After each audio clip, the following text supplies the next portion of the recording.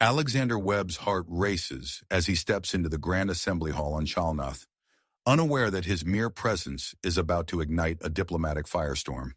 The human ambassador's unique scent, innocuous on Earth, diffuses through the alien atmosphere, triggering an unprecedented reaction among the female Chalnoth population. As Webb approaches the negotiation table, a palpable tension fills the air. Hera, the lead Chalnoth negotiator, locks eyes with him. Her stoic demeanor crumbles, replaced by a primal hunger. Around the room, other female delegates shift restlessly, their breathing quickening, pupils dilating. Webb, oblivious to the effect he's having, extends his hand in greeting. The moment his skin makes contact with Hera's, chaos erupts. She lunges forward, grabbing him with unexpected strength. Other female Chalnoth abandon their posts, converging on Webb with clear sexual intent. Male Chalnoth guards spring into action, struggling to restrain their frenzied female counterparts. Webb stumbles backward, confusion etched on his face. Senior diplomat Marcus Blackwood shouts orders, and the human delegation forms a protective circle around their ambassador. Alarms blare throughout the complex as the planetary defense system activates, misinterpreting the situation as an attack on Chalnoth leadership. Outside, the ominous hum of mobilizing warships fills the sky. Webb and his team fight their way through the throng of aroused Chalnoth females. They reach a secure room, barricading themselves inside. The sound of fists pounding on metal echoes through the chamber as hordes of Chalnoth females gather outside, drawn by Webb's irresistible scent. Inside, the human team works feverishly to understand the situation. Environmental scanners reveal the truth. Webb's pheromones, harmless on Earth, have an amplified effect in the Chalnoth atmosphere. The implications are staggering. Extended exposure could lead to planet-wide upheaval, jeopardizing not only the trade negotiations, but the stability of Chalnoth society. As tensions escalate both on the ground and in orbit, Webb realizes the gravity of the situation. What was meant to be a routine diplomatic mission has now become a potential catalyst for interstellar war. The fate of Earth's standing in the galactic community now hinges on his ability to control his newfound and unintended influence over the Chalnoth females. With time running out and options limited, Webb and his team must find a way to neutralize the effect of his pheromones and salvage the diplomatic mission. The question looms: can they defuse this biological time bomb before it detonates, potentially reshaping the balance of power in the galaxy? The secure room's metal walls reverberated with the relentless pounding of fists outside. Webb wiped sweat from his brow, the gravity of the situation weighing heavily on him. He turned to Blackwood, tenacity etched on his face. "We need a plan, and fast," Webb said, his voice steady despite the chaos surrounding them. Blackwood nodded, already tapping furiously on his communication device. "I'm contacting Dr. Hunter on the ship. If anyone can figure out how to neutralize your pheromones, it's her." Moments later, Dr. Eliza Hunter's holographic image flickered to life above Blackwood's device. Her eyes widened as she took in the scene. "Gentlemen, I've received your data. The situation is unprecedented," she said, her fingers flying over unseen controls. "Ambassador Webb, your pheromones are interacting with the Chalnoth atmosphere in ways we never anticipated. I'm running simulations now, but it will take time." Webb opened his mouth to respond, but a loud crack interrupted him. A hairline fracture appeared in the room's reinforced door. "Time is something we don't have, Doctor," Blackwood said grimly.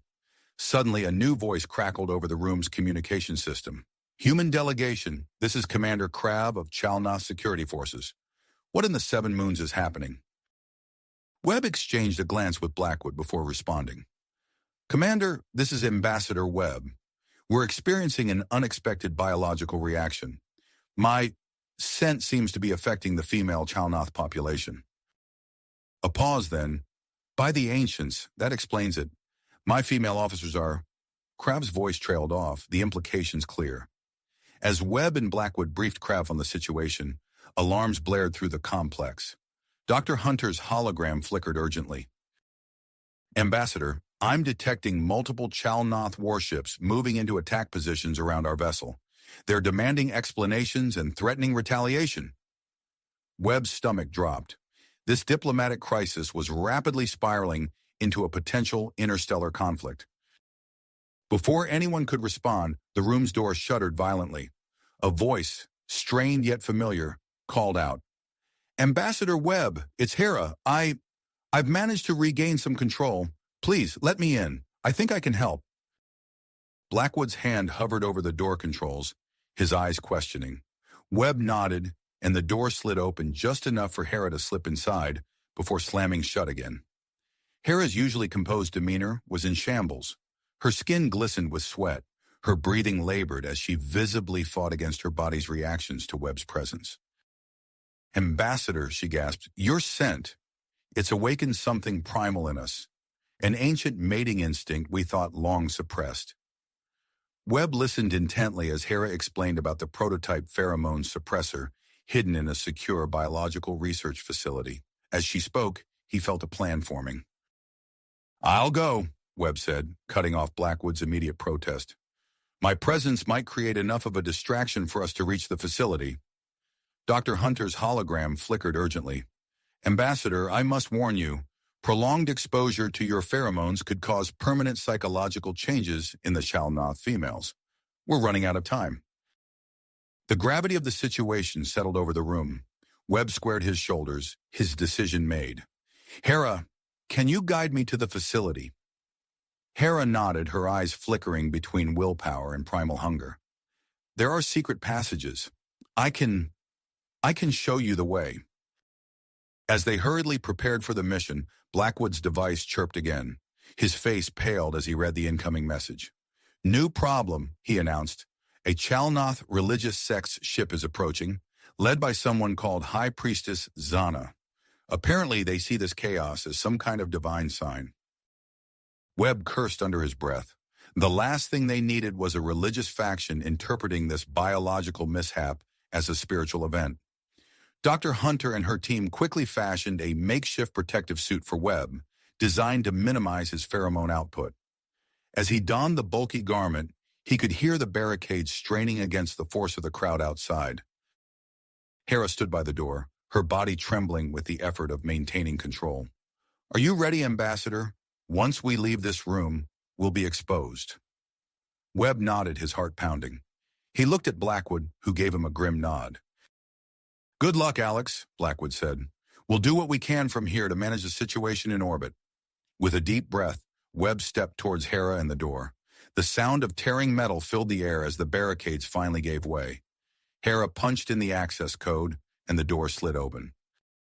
Webb and Hera plunged into the chaos of the corridor, immediately engulfed by a sea of frenzied Chalnoth females. The journey to save diplomatic relations, and possibly prevent interstellar war, had begun. As Webb stepped towards Hera and the door, the sound of tearing metal filled the air. The barricades, strained beyond their limits, finally gave way with a thunderous crash. Hera's trembling fingers punched in the access code, and the door slid open, revealing a corridor teeming with frenzied Chalnoth females. Webb's eyes widened as he took in the scene. The hallway, once pristine and orderly, now resembled a chaotic sea of alien bodies, all surging towards him with a singular purpose. The makeshift protective suit Dr. Hunter had fashioned suddenly felt woefully inadequate. "Ambassador, we must move now!" Hera's voice cut through his momentary paralysis. They plunged into the corridor, immediately engulfed by the massive aroused Chalnoth. Webb felt hands grasping at his suit, tearing at the fabric. The air grew thick with the mingled scents of alien pheromones and his own intensifying aroma. In the chaos, Webb lost sight of Blackwood and the rest of the human delegation. Panic threatened to overtake him, but he forced it down, focusing on the feel of Hera's hand in his. He spotted a narrow gap in the crowd and made a split-second decision. "This way," he shouted, pulling Hera through the opening. They sprinted down twisting corridors, the sounds of pursuit echoing behind them. Hera, her breathing labored, guided them through the labyrinthine complex. Webb could see the strain on her face as she fought against her own instincts. "Left here," she gasped, gesturing towards a nondescript panel in the wall. Her fingers danced across its surface, revealing a hidden passage. This leads to the underground transit system. They ducked into the passage, the panels sliding shut behind them. The narrow tunnel sloped downward, lit by dim, pulsing lights. The air grew cooler as they descended, but Webb could feel sweat beating on his skin beneath the suit. As they emerged into a vast underground cavern, Webb's eyes struggled to adjust to the gloom. The transit system sprawled before them, a network of platforms and sleek vehicles designed for rapid transport through the Shalnoth capital. Suddenly, a gruff voice called out, "Halt! Identify yourselves!" Webb spun around to see a group of male Chalnoth security forces, their weapons trained on him and Hera. The leader, distinguished by his ornate insignia, stepped forward. "I am Lieutenant Grix," he announced, eyes narrowing as he took in Webb's strange attire and Hera's disheveled appearance. "We were sent by Commander Krav to assist the humans, but I'm beginning to think—" His words cut off abruptly as several of his female subordinates began to twitch and sniff the air. Their eyes locked onto Webb with a familiar, unsettling intensity. Grix's expression shifted from suspicion to alarm. "By the ancients, it's true," he muttered. Then louder, "Lower your weapons! We need to move now!" As they hurried through the transit system, Webb felt a growing discomfort. His protective suit, not designed for prolonged use, was beginning to degrade. He could feel it in the way Hera's grip on his hand tightened, her pupils dilating as she caught whiffs of his intensifying scent. "How much further?" Webb asked, trying to keep the urgency out of his voice. Hera's response came through gritted teeth. "Not far, but Webb, I don't know how much longer I can—" Her words trailed off as she stumbled, her body trembling with the effort of maintaining control. Webb caught her, acutely aware of how her skin felt against his through the thinning material of his suit. Grix barked orders to his team, urging them to move faster. "We're running out of time," he growled, eyeing Hera's deteriorating state. They raced through dimly lit tunnels, the sound of their footsteps echoing off the metal walls. Webb's mind raced, considering the implications of their predicament. He thought of Blackwood and the others, hoping they had found safety. He wondered about the situation above ground, unaware of the new complications introduced by High Priestess Zana and her followers. As they approached the access point nearest to the biological research facility, a low rumble reverberated through the tunnels. Webb felt it in his bones before he heard it, the sound of a massive crowd. They emerged from the underground to a scene of utter chaos. The research facility, a sleek building of gleaming metal and glass, was surrounded by a seething mass of Chalnoth females. The crowd stretched as far as Webb could see, their collective attention fixed on the building that held the key to ending this crisis. Grix cursed under his breath. "The facility's security systems are active," he said, pointing to the shimmering energy barrier surrounding the building. "We'll never get through that and that crowd." Webb's mind raced, assessing their options. The crowd's attention was divided between the facility and their new position, as more and more Chalnoth became aware of his presence. He could see the hunger in their eyes, the primal need that his pheromones had awakened. A plan began to form in his mind, a desperate, dangerous plan. "I need to draw them away," Webb said, his voice steady despite the fear coursing through him. "If I can lure enough of them from the entrance, you might have a chance to get inside and retrieve the suppressor." Hera, who had been leaning heavily against a wall, her eyes squeezed shut in concentration, snapped her gaze to Webb. "No," she said, her voice a mixture of desperation and desire. "It's too dangerous. You don't know what we'll do to you." Grix nodded grimly. "She's right. It's suicide." But Webb knew it was their only chance. He could feel the last vestiges of his protective suit dissolving, knew that in moments, the full force of his pheromones would be unleashed. He locked eyes with Hera, seeing the struggle within her.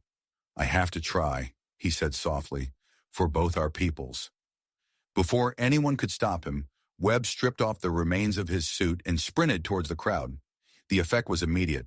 A ripple of awareness spread through the assembled Chalnoth, heads turning, nostrils flaring as they caught his scent. "Come and get me," Webb shouted, waving his arms as he ran parallel to the facility's perimeter. The crowd surged after him, a tidal wave of alien bodies moving with single-minded purpose. Webb ran, his heart pounding, acutely aware of the massive Chalnoth closing in behind him. He could only hope that his audacious attempt would give Grix and the others the opening they needed. As he ran, drawing the crowd further from the facility entrance, Webb's thoughts turned to the uncertain future that awaited him, and the fate of two civilizations that now hung in the balance. Balance. As he ran, drawing the crowd further from the facility entrance, a sudden commotion erupted behind him. Webb skidded to a halt, turning to see a group of female Chalnoth scientists emerging from a hidden entrance near the research facility. At the forefront stood a Chalnoth with distinctive markings and an air of authority. She gestured urgently towards Webb and his group, her eyes darting between them and the surging crowd. "Ambassador," Hera called out, her voice strained. "That's Dr. Zira, our lead xenobiologist. She's signaling us." Webb's mind raced, quickly assessing the new development. He sprinted back towards Hera and Lieutenant Grix, the crowd of frenzied Chalnoth hot on his heels. "Dr. Zira might have a safer way to reach the suppressor," Webb panted as he reached them. "We need to change our plan." Grix nodded grimly. "Agreed, but how do we get to her without being overwhelmed?" Webb's gaze fell on the remnants of his protective suit. An idea formed, dangerous but potentially effective. "We use their heightened state to our advantage," he said, already beginning to remove parts of the suit. "I'll create a distraction. Grix, your team needs to form a barrier around us." Hera's eyes widened as she realized Webb's intent. "Alex, no! The concentration of pheromones—" "It's our only choice," Webb cut her off, his voice firm despite the fear coursing through him. As Webb exposed more of his skin, the effect was immediate. The air grew thick with an invisible cloud of human pheromones, eliciting a collective gasp from the surrounding Chalnoth. Hera visibly trembled, her pupils dilating as she fought against her body's reaction. Grix barked orders to his male officers, who quickly formed a protective circle around Webb and Hera. They began to move as one unit towards Dr. Zira and her team, who were making their way through the crowd with determined efficiency. The journey felt like an eternity. Webb's senses were overwhelmed by the cacophony of sounds, the press of bodies, and the electric tension in the air. He could feel Hera's heat next to him, her labored breathing a constant reminder of the precarious control she maintained. Finally, they reached Dr. Zira. Up close, Webb could see the intelligence burning in her eyes, along with a hint of fascination as she regarded him. "Ambassador Webb," she greeted, her voice steady despite the chaos around them. "We have a prototype of the pheromone suppressor, but there's a complication." Webb's heart sank. "What kind of complication?" Dr. Zira held up a sleek device. "It requires calibration for human biology. To do that, we need a sample of your DNA combined with Hera's. Her partially resistant state could provide crucial data for the calibration process." The implication hung in the air between them. Webb and Hera exchanged a tense look, understanding dawning in their eyes. "You mean we need to—" Hera trailed off, her voice a mixture of anticipation and apprehension. Dr. Zira nodded solemnly. "Intimate physical contact is the quickest way to obtain the necessary samples. Time is of the essence." Webb swallowed hard, acutely aware of Hera's presence beside him. The situation demanded action, but the consequences of such intimate contact in Hera's heightened state were unknown. "We'll do it," Webb decided, his voice barely audible above the growing clamor of the crowd. "What do you need us to do?" Dr. Zira gestured to a small alcove created by her team's equipment. "Move in there. We'll need saliva and skin cell samples. The more thorough the contact, the better our data." As Webb and Hera moved into the makeshift privacy screen, Grix's team tightened their defensive formation.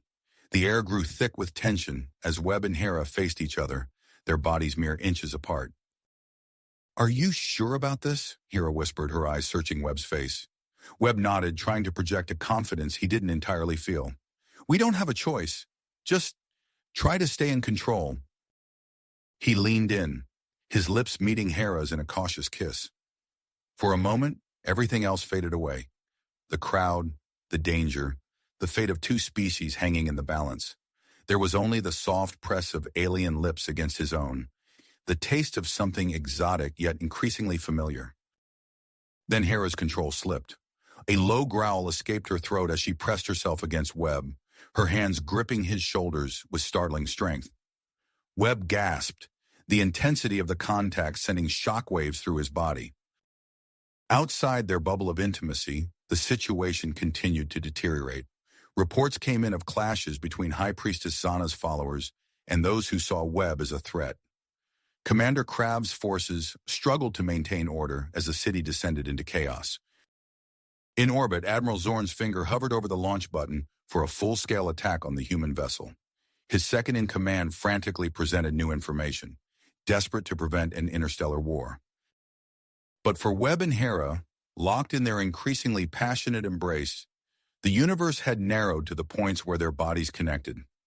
As Dr. Zira worked feverishly to calibrate the suppressor, Webb found himself lost in the sensation of Hera's touch, the line between duty and desire blurring with each passing second. Time seemed to stretch and compress, every moment both agonizingly long and far too short. Webb could feel his own control slipping, the primal pull of Hera's scent and touch threatening to overwhelm his rational mind. Almost there, Dr. Zira's voice cut through the haze, sounding distant and muffled. Just a little longer. Webb tightened his grip on Hera, unsure if he was trying to hold her back or pull her closer. Their eyes met, a wordless communication passing between them. In that moment, Webb saw not just raw desire, but something deeper, a connection that transcended species, forged in the crucible of crisis. As the calibration neared completion, Webb and Hera's intimate encounter intensified. The fate of two civilizations hung in the balance, dependent on their ability to control their burgeoning passion long enough for the suppressor to be activated. Dr. Zira's voice rose urgently. "It's ready. We need to activate it now, before—" Her words were drowned out by a deafening roar from the crowd. Webb and Hera broke apart, gasping for air, as chaos erupted around them. The moment of truth had arrived. The suppressor emitted a high-pitched whine as it powered up, sending waves of energy pulsing through the air. For a moment, everything seemed to freeze. The frenzied Chalnoth females paused in their pursuit, their eyes wide with confusion. Webb felt a surge of hope, but it was short-lived. "It's not enough," Dr. Zira called out, her voice tinged with frustration. "The device needs more power to affect the entire city." Webb's mind raced, assessing their options. He locked eyes with Hera, who was still breathing heavily from their intimate encounter. "The central energy hub," he said, the idea forming even as he spoke. "It's our only chance." Dr. Zira nodded grimly. "Yes, but it's overrun. You'd never make it through the crowd." A familiar voice cut through the chaos. "Not without help, they won't." Webb turned to see Dr. Kayla, a renowned Chalnoth physicist, pushing her way through the throng. Her eyes gleamed with perseverance as she assessed the situation. "The hub's security systems are compromised," Dr. Kayla explained quickly. "If we don't deactivate them properly, powering up the suppressor could trigger a citywide blackout." Lieutenant Grix stepped forward, his tactical mind already formulating a plan. "We need a distraction," he said, eyeing Webb meaningfully. Webb understood immediately. "I'll do it," he said, his voice steady despite the fear coursing through him. "I'll draw them away from the hub." Hera grabbed his arm, her touch sending a jolt through his system. "Not alone," she insisted. "I'm coming with you." Webb opened his mouth to protest, but the logic of her argument struck him. Her partial resistance to his pheromones made her the ideal partner for this dangerous mission. As Grix quickly assembled a team to escort Dr. Zira and Dr. Kala to the energy hub, Webb and Hera prepared for their part of the plan. They exchanged a look, both acutely aware of the lingering effects of their recent intimacy. "Ready?" Webb asked, his voice low. Hera nodded, her eyes blazing with a mixture of persistence and something deeper, more primal. "Let's go." They burst from their hiding place, immediately drawing the attention of the surrounding Chalnoth females. Webb's exposed skin released a fresh wave of pheromones, eliciting a collective gasp from the crowd. "This way," Webb shouted, grabbing Hera's hand and sprinting down the nearest street. The chase was on. Webb and Hera raced through the city, their path deliberately leading away from the energy hub. Behind them, a growing horde of frenzied Chalnoth females gave pursuit, their cries echoing off the buildings. As they ran, Webb became acutely aware of Hera's presence beside him. The physical exertion intensified the lingering effects of their encounter, and he found himself struggling to focus on the task at hand. Hera's labored breathing and the warmth of her skin against his served as constant reminders of their growing attraction. They rounded a corner, narrowly avoiding a group of confused male Chalnoth security forces. In the distance, Webb could see the towering structure of the energy hub. He veered sharply, leading their pursuers in the opposite direction. "We need to circle back," Hera panted, her voice strained. "Give Grix and the others more time." Webb nodded, guiding them down a narrow alley. The sounds of the pursuing crowd grew louder, mixing with new shouts and commotion. High Priestess Zana's followers had joined the fray, clashing with both security forces and frenzied females in their misguided attempt to protect Webb. As they emerged from the alley, Webb spotted a maintenance shaft leading to the hub's underground levels. "There!" he shouted, pulling Hera towards the opening. They reached the shaft just as the first wave of pursuers rounded the corner. Without hesitation, Webb helped Hera into the opening before diving in after her. The dark, twisting tunnel swallowed them, cutting off the sounds of chaos above. For a moment, they lay there in the darkness, catching their breath. Webb was acutely aware of Hera's body pressed against his in the narrow space. Her scent filled his nostrils, threatening to overwhelm his senses. "We need to keep moving," Hera whispered, her voice husky. Webb nodded, forgetting for a moment that she couldn't see him in the dark. He fumbled for a moment before finding a handhold. "This way," he said, leading them deeper into the maze of tunnels beneath the energy hub. As they navigated the complex network of passages, Webb's mind raced. They were cut off from their team, surrounded by unfamiliar machinery, and completely lost. The success of the mission now rested entirely on their ability to find the control room and deactivate the security systems. But as they crawled through the dark, twisting tunnels, Webb found himself grappling with more than just the physical challenges of their situation. With each brush of Hera's skin against his, each shared breath in the close confines of the tunnels, he felt the growing maze of his own emotions threatening to overwhelm him. Time seemed to lose all meaning as they pushed forward, guided only by the faint hum of machinery and their own grit. Webb knew that somewhere above them, Grix and his team were fighting their way to the hub, Dr. Zira and Dr. Kayla working frantically to prepare the suppressor for activation. As they rounded another bend in the tunnel, a faint light caught Webb's eye. He paused, holding up a hand to signal Hera. "Look," he whispered, pointing towards the source of the illumination. Ahead, a grated opening in the tunnel wall offered a glimpse into a vast chamber filled with pulsing energy conduits and massive generators. At the center of it all stood a raised platform housing a complex array of controls. "The control room," Hera breathed, her eyes wide with a mixture of relief and apprehension. Webb nodded, his gaze locked on their objective. "Now we just have to figure out how to get in there and deactivate the security systems without alerting anyone to our presence." As they assessed their options, the sound of approaching footsteps echoed through the tunnels behind them. Webb and Hera exchanged a tense look, knowing that their time was running out. With the control room in sight but still out of reach, they faced a critical decision that would determine not only their fate, but the fate of two civilizations hanging in the balance. With the control room in sight but still out of reach, they faced a critical decision that would determine not only their fate, but the fate of two civilizations hanging in the balance. Webb's breath caught in his throat as he assessed their precarious position. The grated opening offered tantalizingly close access to their objective, but the risk of detection loomed large. He turned to Hera, their faces mere inches apart in the confined space of the tunnel. "We need to find another way in," he whispered, his voice barely audible over the hum of machinery. "If we alert them to our presence now, we'll never make it to the controls." Hera nodded, her eyes scanning the tunnel walls for any sign of an alternative route. Suddenly, the passage behind them echoed with the sound of approaching footsteps. Webb's heart raced as he realized their time was rapidly running out.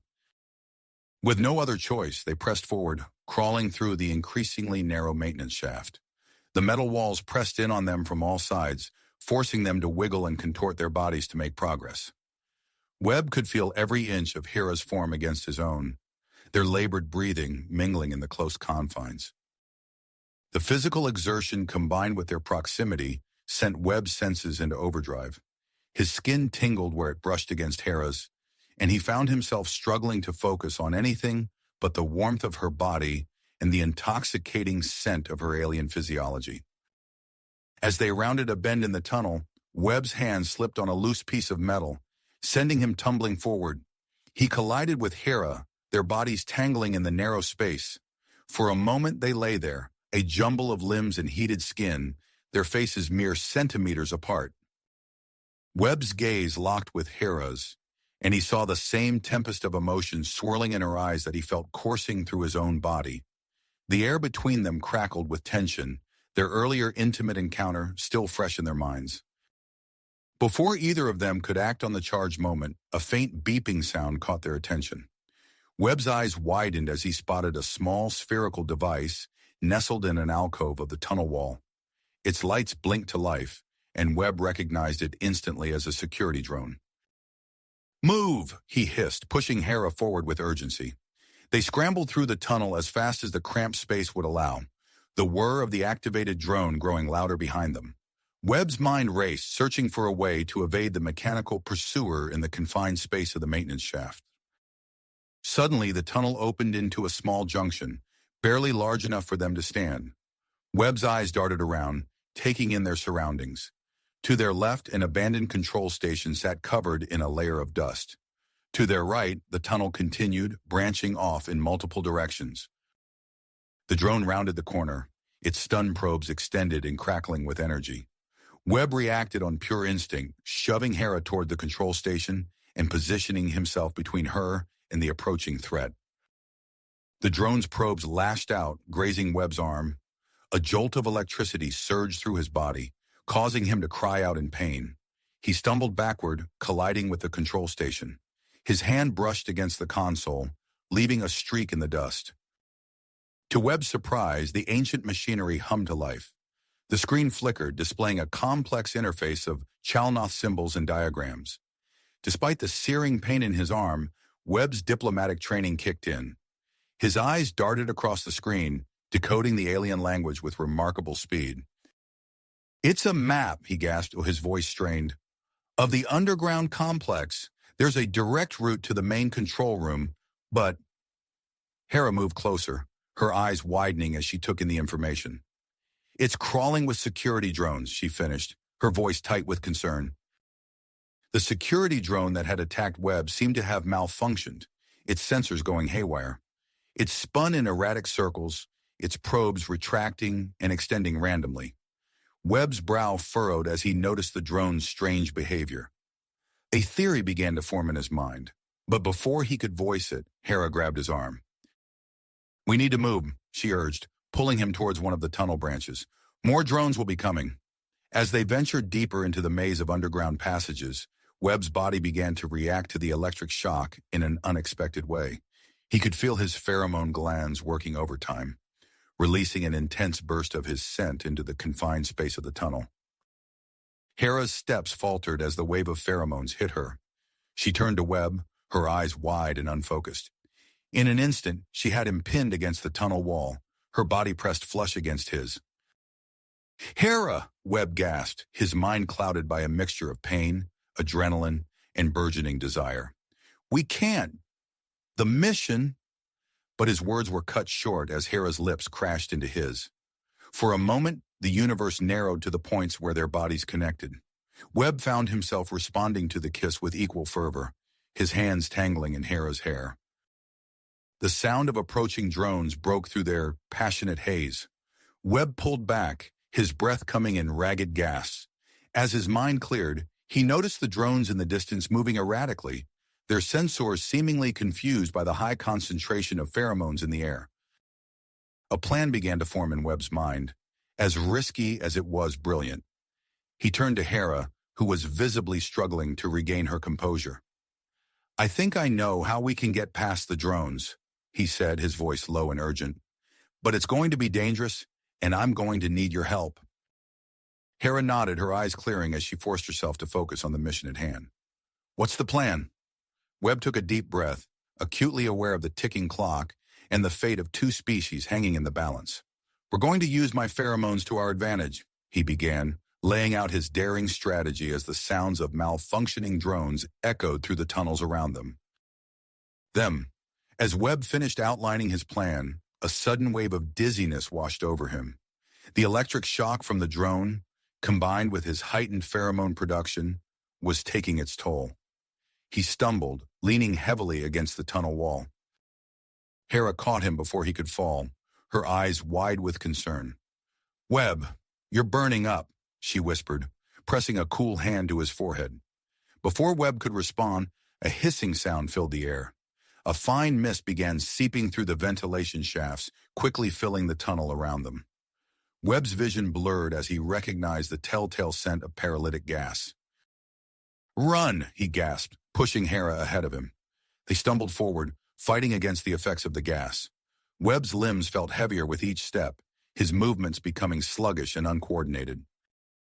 They rounded a corner and found themselves face to face with the control room entrance. Through the transparent barrier, Webb could see Dr. Kala working frantically at a console, her fingers flying over the alien controls. Webb's legs gave out, and he collapsed to the floor. Hera immediately dropped to his side, shielding his body with her own as convulsions racked his frame.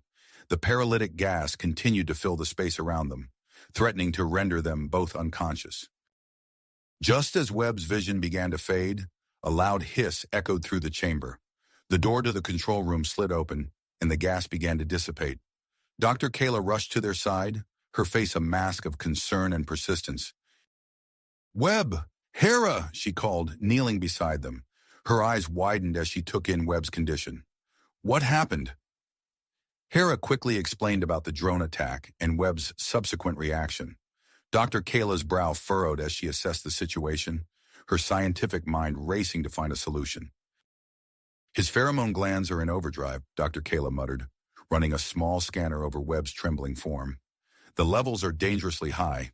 If we don't do something quickly, it could cause permanent damage to his endocrine system." Hera, still fighting against her own instincts in the presence of Webb's intensified pheromones, spoke up.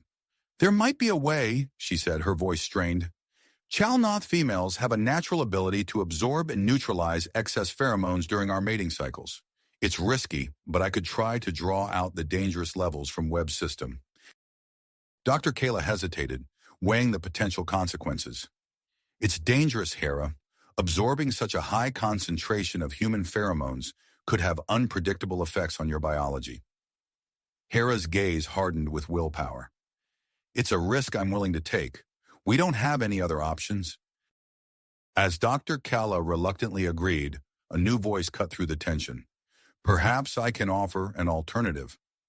They turned to see a tall, imposing Chalnoth male with cybernetic enhancements striding towards them from a hidden entrance.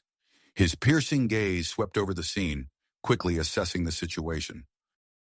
"Dr. Vex," Hera breathed, recognizing the lead scientist of the biological research facility. Dr. Vex knelt beside Webb, his cybernetic eye whirring as it scanned the human's vital signs. "I've been monitoring the situation remotely," he explained. "I believe I have a solution, but it's not without its own risks." He quickly outlined an experimental procedure that could potentially stabilize Webb's condition. It involved creating a direct neural link between Webb and a Chalnoth female, allowing for a regulated pheromone transfer and endocrine system stabilization. "The psychic link would be intense," Dr. Vex warned. "It could result in shared memories and emotions, potentially creating a deep, lasting connection between the two individuals involved." Without hesitation, Hera volunteered. "I'll do it," she said, her eyes never leaving Webb's face. As Dr. Vex and Dr. Kala prepared for the procedure, setting up the necessary equipment, the sounds of chaos outside the energy hub grew louder. Lieutenant Grix's voice crackled over the comm system, reporting that his team had been forced to retreat into the hub, barricading the main entrance. "We're running out of time," Dr. Kala said urgently, connecting the final neural interface to Hera's temple. Dr. Vex nodded, his fingers dancing over the control panel. initiating neural link. Now, a surge of energy coursed through the connection, causing both Webb and Hera to arch their backs in response. Their eyes flew open, glowing with an otherworldly light as their minds merged. Hera gasped as fragments of Webb's memories flooded her consciousness. She saw Earth, a blue and green jewel suspended in the vastness of space. She felt the exhilaration of his first interstellar journey, the wonder of his arrival on the Chalnoth world. Similarly, Webb's mind was awash with glimpses of Hera's life, her rigorous diplomatic training, her secret fascination with human culture, and a growing warmth of emotion directed towards him. As the pheromone transfer began, Webb's convulsions slowly subsided. His breathing evened out and color returned to his face. However, the intense psychic connection had an unexpected effect on the energy hub systems. The neural link inadvertently interfaced with the hub's central computer, causing power fluctuations throughout the city. Lights flickered, and the constant hum of machinery faltered. Outside, the frenzied Chalnoth females suddenly found themselves free from the overwhelming influence of Webb's pheromones. Many stumbled, shaking their heads in confusion as clarity returned to their minds. Inside the control room, Dr. Kayla monitored the procedure with growing concern. "The power fluctuations are disrupting the city systems," she reported, "but it seems to be having a positive effect on the pheromone-induced frenzy outside." Dr. Vex nodded, his cybernetic eye fixed on the neural link readouts. "The procedure is at a critical juncture. We cannot interrupt it now without risking severe damage to both Webb and Hera." As they watched, the psychic connection between the human and Chalnoth diplomat deepened. Hera's mind gently guided Webb's endocrine system towards stability, their shared consciousness creating a delicate balance. Suddenly, a new alarm blared through the control room. Dr. Kayla rushed to a nearby console, her eyes widening in horror. "We have a problem," she announced, her voice tight with urgency. "A rogue Chalnoth ship has broken formation and is descending towards the planet's surface. Its weapons are armed and primed to fire." The control room fell silent, save for the steady beep of medical equipment and the distant sounds of chaos outside. The fate of Webb, Hera, and potentially the entire planet now hung in the balance, dependent on the success of their audacious attempt and the decisions of those around them. As the team grappled with the dire situation, a sudden calm descended upon the control room. The energy hub systems, which had been fluctuating wildly moments before, began to stabilize. The constant hum of machinery returned to a steady rhythm, and the flickering lights steadied their glow. Dr. Vex and Dr. Kella exchanged a look of cautious optimism as they monitored the neural link procedure between Webb and Hera. Their fingers danced across the control panels, making minute adjustments to ensure the safe transfer of pheromones. "Endocrine levels are stabilizing," Dr. Kayla reported, her eyes fixed on the readouts. "The pheromone transfer is proceeding as expected." Dr. Vex nodded, his cybernetic eye whirring as it processed the data. "Neural activity is within acceptable parameters. It appears the link is—" His words were cut short by a piercing alarm that shattered the relative calm of the control room. Red warning lights bathed the space in an ominous glow as Dr. Kayla rushed to a nearby console. "We have an incoming vessel," she announced, her voice tight with urgency. "It's broken formation and is descending rapidly toward the surface. Weapon systems are hot." Lieutenant Grix burst into the control room, his uniform disheveled and his expression grim. "It's Captain Zex," he reported breathlessly. "He's leading a group of High Priestess Zana's most devoted followers. They believe Webb is some kind of divine figure that needs to be liberated from us." Dr. Kayla's fingers flew over the console as she assessed their options.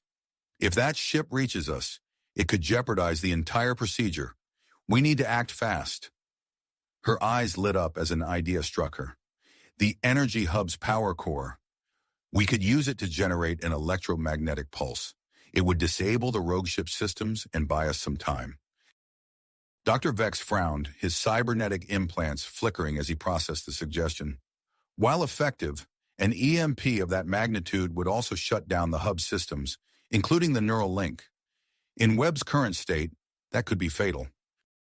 As they debated their limited options, a violent tremor racked Webb's body. His back arched off the medical bed, muscles rigid with tension. Hera, still connected to him through the neural link, let out a pained gasp. "Pheromone levels are spiking," Dr. Kayla shouted, her eyes wide with alarm. "The surge is overwhelming Hera's ability to absorb them." Dr. Vex moved with surprising speed for his imposing frame. His hand slammed down on a large red button, activating an experimental containment field around Webb and Hera. A shimmering barrier sprang to life, encasing the two in a cocoon of energy. "The containment field is holding," Dr. Vex reported, his voice strained. "But these readings, it won't last long under this kind of pressure. We have minutes at most before it fails." Lieutenant Grix's comm unit crackled to life, Admiral Zorn's voice cutting through the chaos.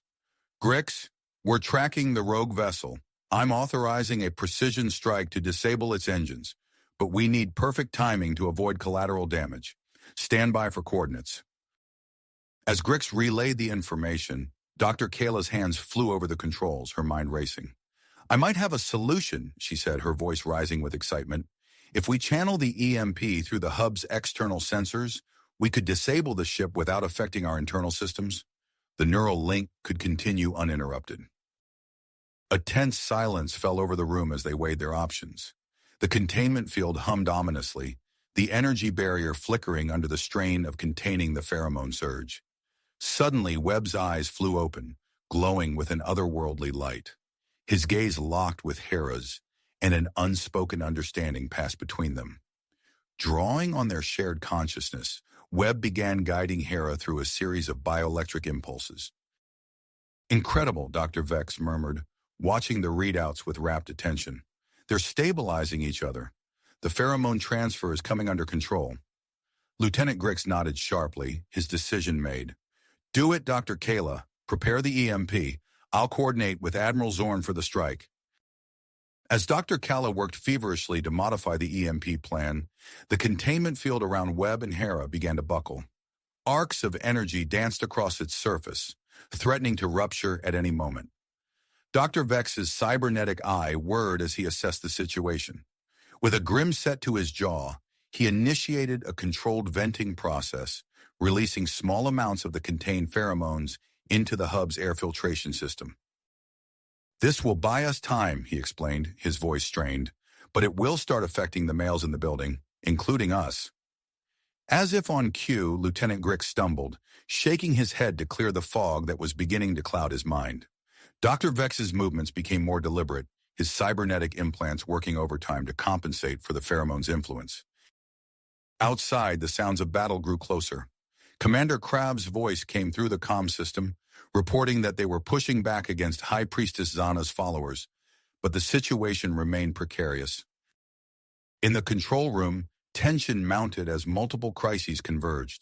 The rogue ship loomed ever closer, its weapons primed to fire. The containment field flickered dangerously, mere moments from collapse. Dr. Kayla's fingers flew over the controls, making the final preparations for the EMP. Lieutenant Grix stood poised by the communications array, waiting for Admiral Zorn's signal. His eyes darted between the external sensors and the shimmering containment field, knowing that the next few seconds would determine not just their fate, but the future of human-Chalnoth relations.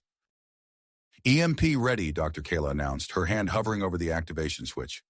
"Admiral Zorn reports strike position in 3, 2... Grix counted down, his voice tight with tension. As the containment field gave a final, ominous flicker, Dr. Kala's hand descended towards the EMP trigger. The fate of two species hung in the balance, with success or catastrophe separated by the thinnest of margins. Margins. In that instant, multiple events unfolded in rapid succession. Lieutenant Grix, his mind fighting through the haze of pheromones, locked eyes with Dr. Kayla and gave a sharp nod. She slammed her hand down on the activation switch, unleashing the modified electromagnetic pulse. The energy surged through the hub's external sensors, erupting outward in an invisible wave of disruption. Simultaneously, Admiral Zorn's voice crackled over the comm system. "Strike incoming. Brace for impact." The combined assault hit the rogue Chalnoth ship with devastating precision. Its engines sputtered and died, weapon systems going dark as the vessel lurched in the air. Through the control room's view screen, They watched as the ship veered sharply off course, trailing smoke as it made an emergency descent towards an uninhabited area beyond the city limits. But there was no time for relief. The containment field around Webb and Hera gave a final, violent flicker. Arcs of energy danced across its surface as the pheromone levels within reached critical mass. "It's going to collapse," Dr. Kayla shouted, her fingers flying over the controls in a desperate attempt to stabilize the field. Dr. Vex's cybernetic eye whirred as he made split-second calculations. With a growl of perseverance, he lunged for a nearby console, activating a system that had never been tested outside of simulations. "Initiating experimental pheromone neutralization," he announced, his voice strained. "Flooding containment area now." A fine mist erupted from hidden nozzles within the containment field, quickly filling the space around Webb and Hera. The excess pheromones began to break down rapidly, their potency diminishing as they reacted with the specially designed chemical compound. The containment field stabilized, then dissipated entirely as the threat of a catastrophic pheromone release faded. Webb and Hera lay motionless on their medical beds, their bodies no longer racked by convulsions but still locked in the neural link. Dr. Kayla rushed to their side, scanning them with a handheld medical device. Her eyes widened as she interpreted the results. Their vital signs are stabilizing, but something's changed. The chemical compound, it's formed some kind of bond between them at a cellular level. Dr. Vex joined her, his cybernetic implants processing the data from her scans. "Fascinating," he murmured. "It appears the neutralization process has created a semi-permanent biochemical link. Their physiology has been fundamentally altered." As if on cue, Webb and Hera's eyes fluttered open. They gasped in unison, their gazes locking onto each other with an intensity that made the others in the room shift uncomfortably. "I can feel her," Webb whispered, his voice filled with awe and confusion. "Not just emotions, but everything. Her heartbeat, her breath. It's like they're my own." Hera nodded, her expression mirroring his. "It's the same for me. We're connected, in a way I can't fully describe." Before anyone could respond, the entire room shuddered. Lights flickered, and the constant hum of machinery rose to a painful whine before settling back into an uneasy rhythm. Dr. Kella rushed to a nearby console, her fingers dancing over the controls as she assessed the situation. "The energy hub's systems are fluctuating wildly," she reported, her voice tight with concern. "It's as if Webb and Hera's connection is somehow interfacing with the hub's neural network." Another tremor shook the room, stronger this time. Alarms blared as power surges rippled through the city's infrastructure. "We need to move them to a secure location," Dr. Vex declared, already preparing mobile medical units. "Their bond is creating some kind of unique energy signature. If we can't contain it, it could destabilize the entire hub." As they worked to transfer Webb and Hera, Lieutenant Grix received an update from Commander Krav. "The situation outside is under control," he reported. "High Priestess Zana and her followers have been subdued. We're bringing her into custody now." Dr. Kayla, still monitoring the hub systems, suddenly straightened. Her eyes widened as she processed the data flooding her screens. "Wait," she said, her voice filled with a mix of excitement and trepidation.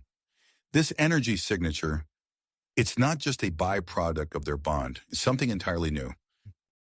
She turned to face the others, her expression intense. "If we can harness it, study it, this could revolutionize both human and Chalnoth energy technology. The potential is enormous."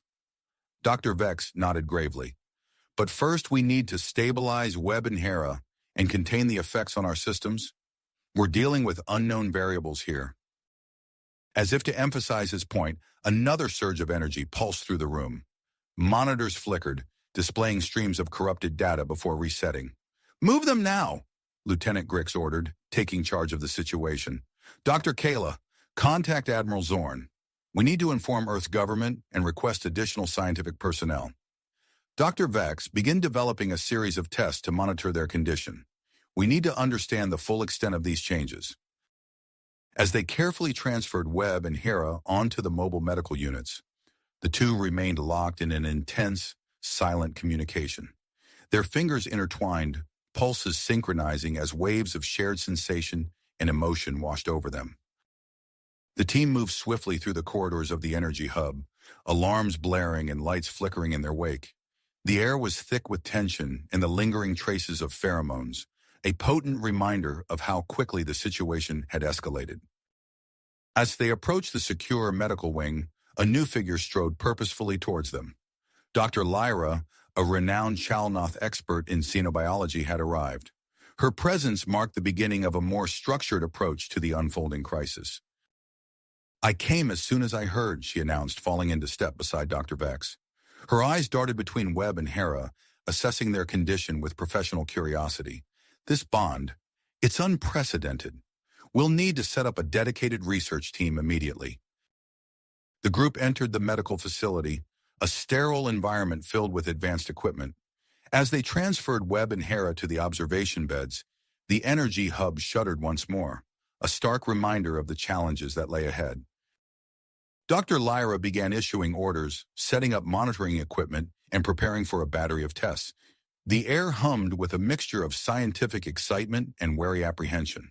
What had begun as a diplomatic incident had evolved into something far more complex, with Webb and Hera at the epicenter of a potential revolution in interstellar relations and technological advancement.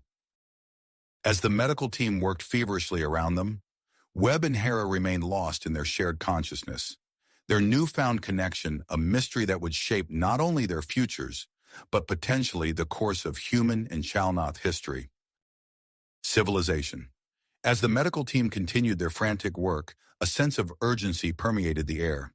Dr. Lyra's arrival marked a turning point in the unfolding crisis. Her expertise in Chalnoth xenobiology brought a new level of insight to the situation. She moved with purposeful efficiency, her eyes darting between the array of monitoring equipment and the two figures at the center of it all. "We need to stabilize their biochemical levels immediately," Dr. Lyra announced, her voice carrying a note of authority that cut through the tension in the room. "Their physiological changes are accelerating at an alarming rate." Dr. Vex nodded in agreement, his cybernetic eye whirring as it processed the data streaming across the medical displays. "The bond appears to be altering their cellular structure on a fundamental level," he observed. "It's creating a symbiotic relationship between human and Chalnoth biology that we've never seen before." As they worked, the energy hub shuddered once more, the lights flickering ominously. Dr. Kayla's voice came through the intercom, her tone urgent. "The energy signature from Webb and Hera is causing widespread interference with our systems. We need to contain it, or we risk a citywide blackout." Lieutenant Grix, who had been coordinating with security teams outside the medical facility, stepped forward. "Dr. Kayla, what do you need?" "We're setting up a specialized containment field," she replied.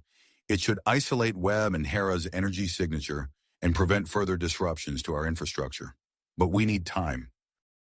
As if in response to her words, another surge of energy pulsed through the room. Medical equipment sputtered and sparked, causing the team to scramble to maintain their vital systems. Dr. Lyra's eyes narrowed as she studied the readings on her handheld device. "This bond, it's more than just a simple biochemical reaction. The energy signature it's producing is unlike anything we've encountered before." Webb and Hera lay on their medical beds, their hands still intertwined. Their eyes were closed, but rapid movements beneath their eyelids suggested intense neural activity. Suddenly, they both gasped, their bodies arching in perfect synchronization. "What's happening?" Lieutenant Grix demanded, stepping closer to the beds. Dr. Vex's fingers flew over his console. "Their neural activity is off the charts. It's as if they're experiencing some kind of shared consciousness." As the medical team worked to stabilize the couple, Admiral Zorn's voice came through on the communication system. "We've received a response from Earth's government. They're sending a specialized team led by Dr. Elena Rodriguez, an expert in xenobiology and interspecies relations." A mix of relief and apprehension washed over the room. The arrival of additional expertise was welcome, but it also underscored the severity of the situation. Hours passed in a blur of activity. The containment field Dr. Kayla had designed was erected around the medical facility, providing a measure of stability to the surrounding systems. But within the field, Webb and Hera's condition continued to evolve in ways that defied conventional understanding. Dr. Lyra, working in tandem with Dr. Vex, conducted a series of tests to map the extent of the physiological changes. "The bond is affecting every system in their bodies," she reported, her voice a mix of concern and scientific fascination. "Their metabolic processes, nervous systems, even their genetic expression, it's all being altered to accommodate this new symbiotic relationship." As the day wore on, Webb and Hera began to show signs of consciousness. Their eyes fluttered open, immediately seeking each other out. The intensity of their gaze made the medical staff shift uncomfortably. "How do you feel?" Dr. Lyra asked, approaching the beds cautiously. Webb spoke first, his voice hoarse. "It's overwhelming. I can feel everything Hera feels, her thoughts, her emotions, even her physical sensations." Hera nodded in agreement. "It's the same for me. We're connected in a way that goes beyond words." Dr. Vex leaned in, his cybernetic eyes scanning their vital signs. "Can you describe what you're experiencing in more detail?" Webb closed his eyes, concentrating. "It's like our minds have merged. I can access Hera's memories as if they were my own. I understand aspects of Chalnoth culture that I never could have before." Hera added, "And I can see Earth through Webb's eyes. The cities, the oceans. It's all so vivid." As they spoke, the energy signature emanating from their bodies intensified. The containment field crackled and strained, barely holding back the surge of power. Dr. Lyra's eyes widened as she studied her readings. "This is extraordinary. The bond isn't just affecting their bodies, it's altering the very fabric of space-time around them." Before anyone could respond, alarms blared throughout the facility. Dr. Kayla's voice came through, filled with urgency. "The energy signature is expanding beyond our containment field. We're seeing effects across the entire planet. Chalnoth technology is malfunctioning all over the surface." Lieutenant Grix cursed under his breath. "This is going to cause panic if we don't get it under control." As if to confirm his fears, Commander Krav's voice crackled over the comm system. "We're seeing increased unrest in the city. Rumors about Webb and Hera's condition are spreading. Some fringe groups are calling for all humans to be expelled from Chalnoth territory." The tension in the room ratcheted up another notch. Dr. Vex turned to Dr. Lyra, his expression grim. "We need to find a way to stabilize their condition, and fast. At this rate, the bond could become life-threatening for both of them."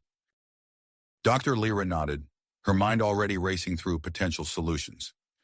"We need to consult with Dr. Rodriguez and her team as soon as they arrive. This situation is beyond anything we've encountered before." As the medical team continued their frantic work, Webb and Hera remained lost in their shared consciousness, oblivious to the chaos unfolding around them.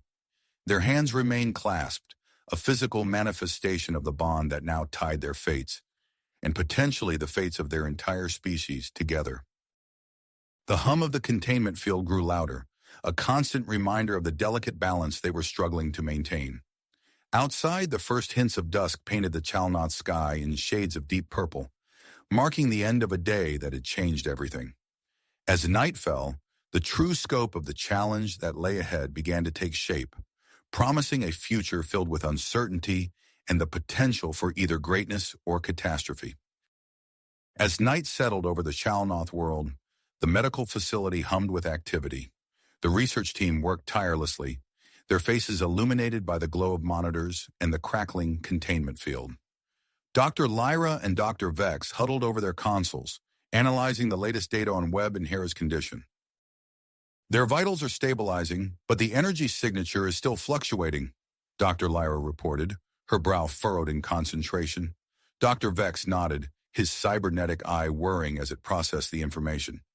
"We need a more targeted approach. This bond is unlike anything we've encountered before." As if in answer to their concerns, the facility's communication system crackled to life. Admiral Zorn's voice filled the room, tinged with a mix of relief and urgency. "The Earth government's response team has arrived. Dr. Elena Rodriguez and her colleagues will be joining you shortly." A ripple of anticipation spread through the room. The arrival of additional expertise brought hope, but also underscored the gravity of the situation. Minutes later, the door slid open, revealing Dr. Elena Rodriguez.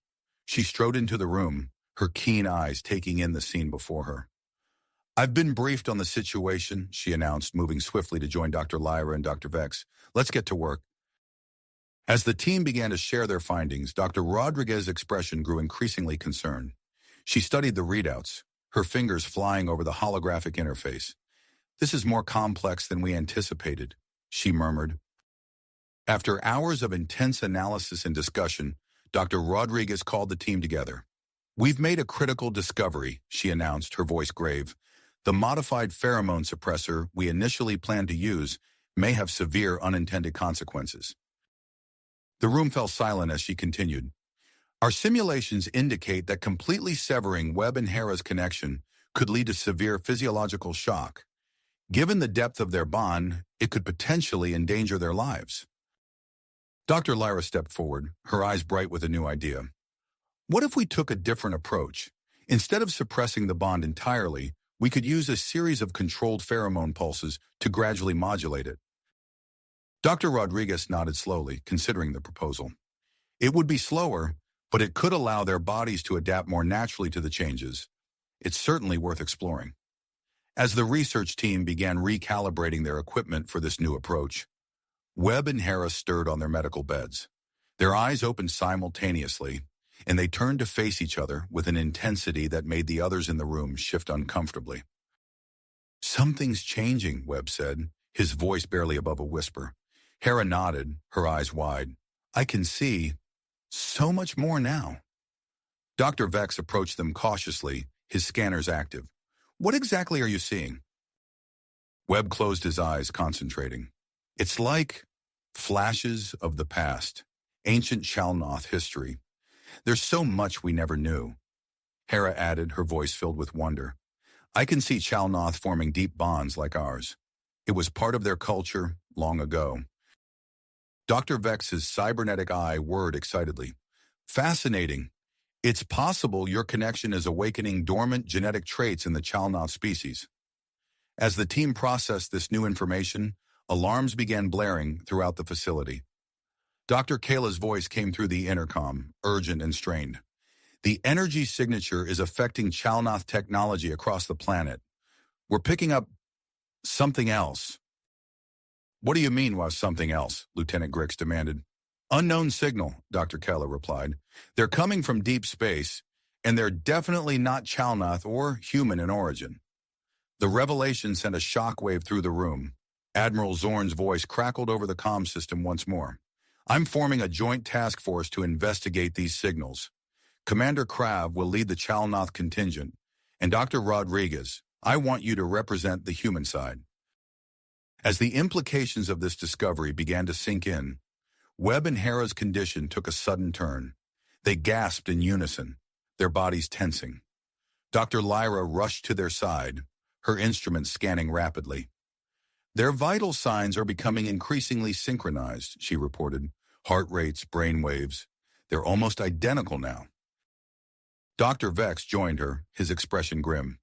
"We need to start the pheromone pulse treatment as soon as possible. Their individual physiologies are becoming more intertwined by the hour." As the team prepared for the first round of treatment, a commotion outside the facility caught their attention. Lieutenant Grix moved to the window, his posture tense.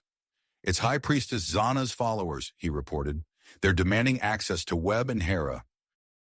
Commander Krav's voice came through the comm system. "We're increasing security around the facility. No one gets in or out without direct authorization." In the midst of the chaos, a new face appeared in the doorway.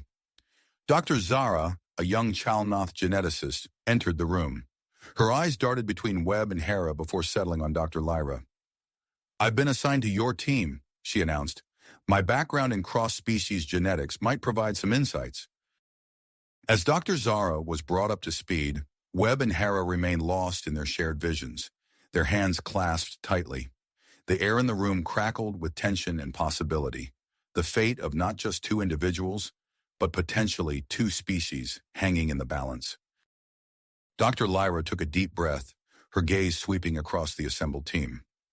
"Let's begin the first round of pheromone pulse treatment," she said, her voice steady despite the weight of the moment. We're stepping into uncharted territory here. Stay alert and be prepared for anything. As the team moved into position, the containment field hummed with increased intensity. Outside, the Chalnoth sky darkened, a foreboding backdrop to the unprecedented events unfolding within the facility. The first pulse was mere moments away, and with it, the next chapter in this interstellar saga was about to begin. Begin. The team held their breath as Dr. Lyra initiated the first pheromone pulse, her fingers dancing across the control panel with practiced precision. Inside the chamber, Webb and Hera lay side by side, their hands still intertwined. As the pulse washed over them, their bodies tensed momentarily before relaxing. Dr. Vex's cybernetic eye whirred as he monitored their vital signs. "Initial response looks promising," he reported, his voice tight with concentration. "Heart rates and neural patterns are stabilizing." Dr. Rodriguez nodded, her eyes fixed on the readouts. "Good. Let's proceed with the next pulse." The air in the room was thick with tension as the second pulse began. Suddenly, alarms blared, and the monitors flickered wildly. The energy signature emanating from Webb and Hera spiked dramatically, bathing the chamber in an eerie, pulsating light. "What's happening?" Lieutenant Grix demanded, his hand instinctively moving to his weapon. Dr. Lyra's fingers flew across the console. "The energy output has increased tenfold. It's overloading our systems." The containment field crackled and sparked, struggling to contain the surge. Dr. Kalla's voice came through the comm system, strained and urgent. "The field's integrity is dropping. I can't maintain it at this level for long." Inside the chamber, Webb and Hera's eyes snapped open, their gazes locked on each other. Their bodies arched off the beds, suspended in midair by an invisible force. "We need to abort the treatment," Dr. Rodriguez shouted over the din of alarms and crackling energy. Before anyone could respond, Webb's voice cut through the chaos, unnaturally deep and resonant. "We see. We understand." Hera's voice joined his, their words perfectly synchronized. "The Ancient Ones.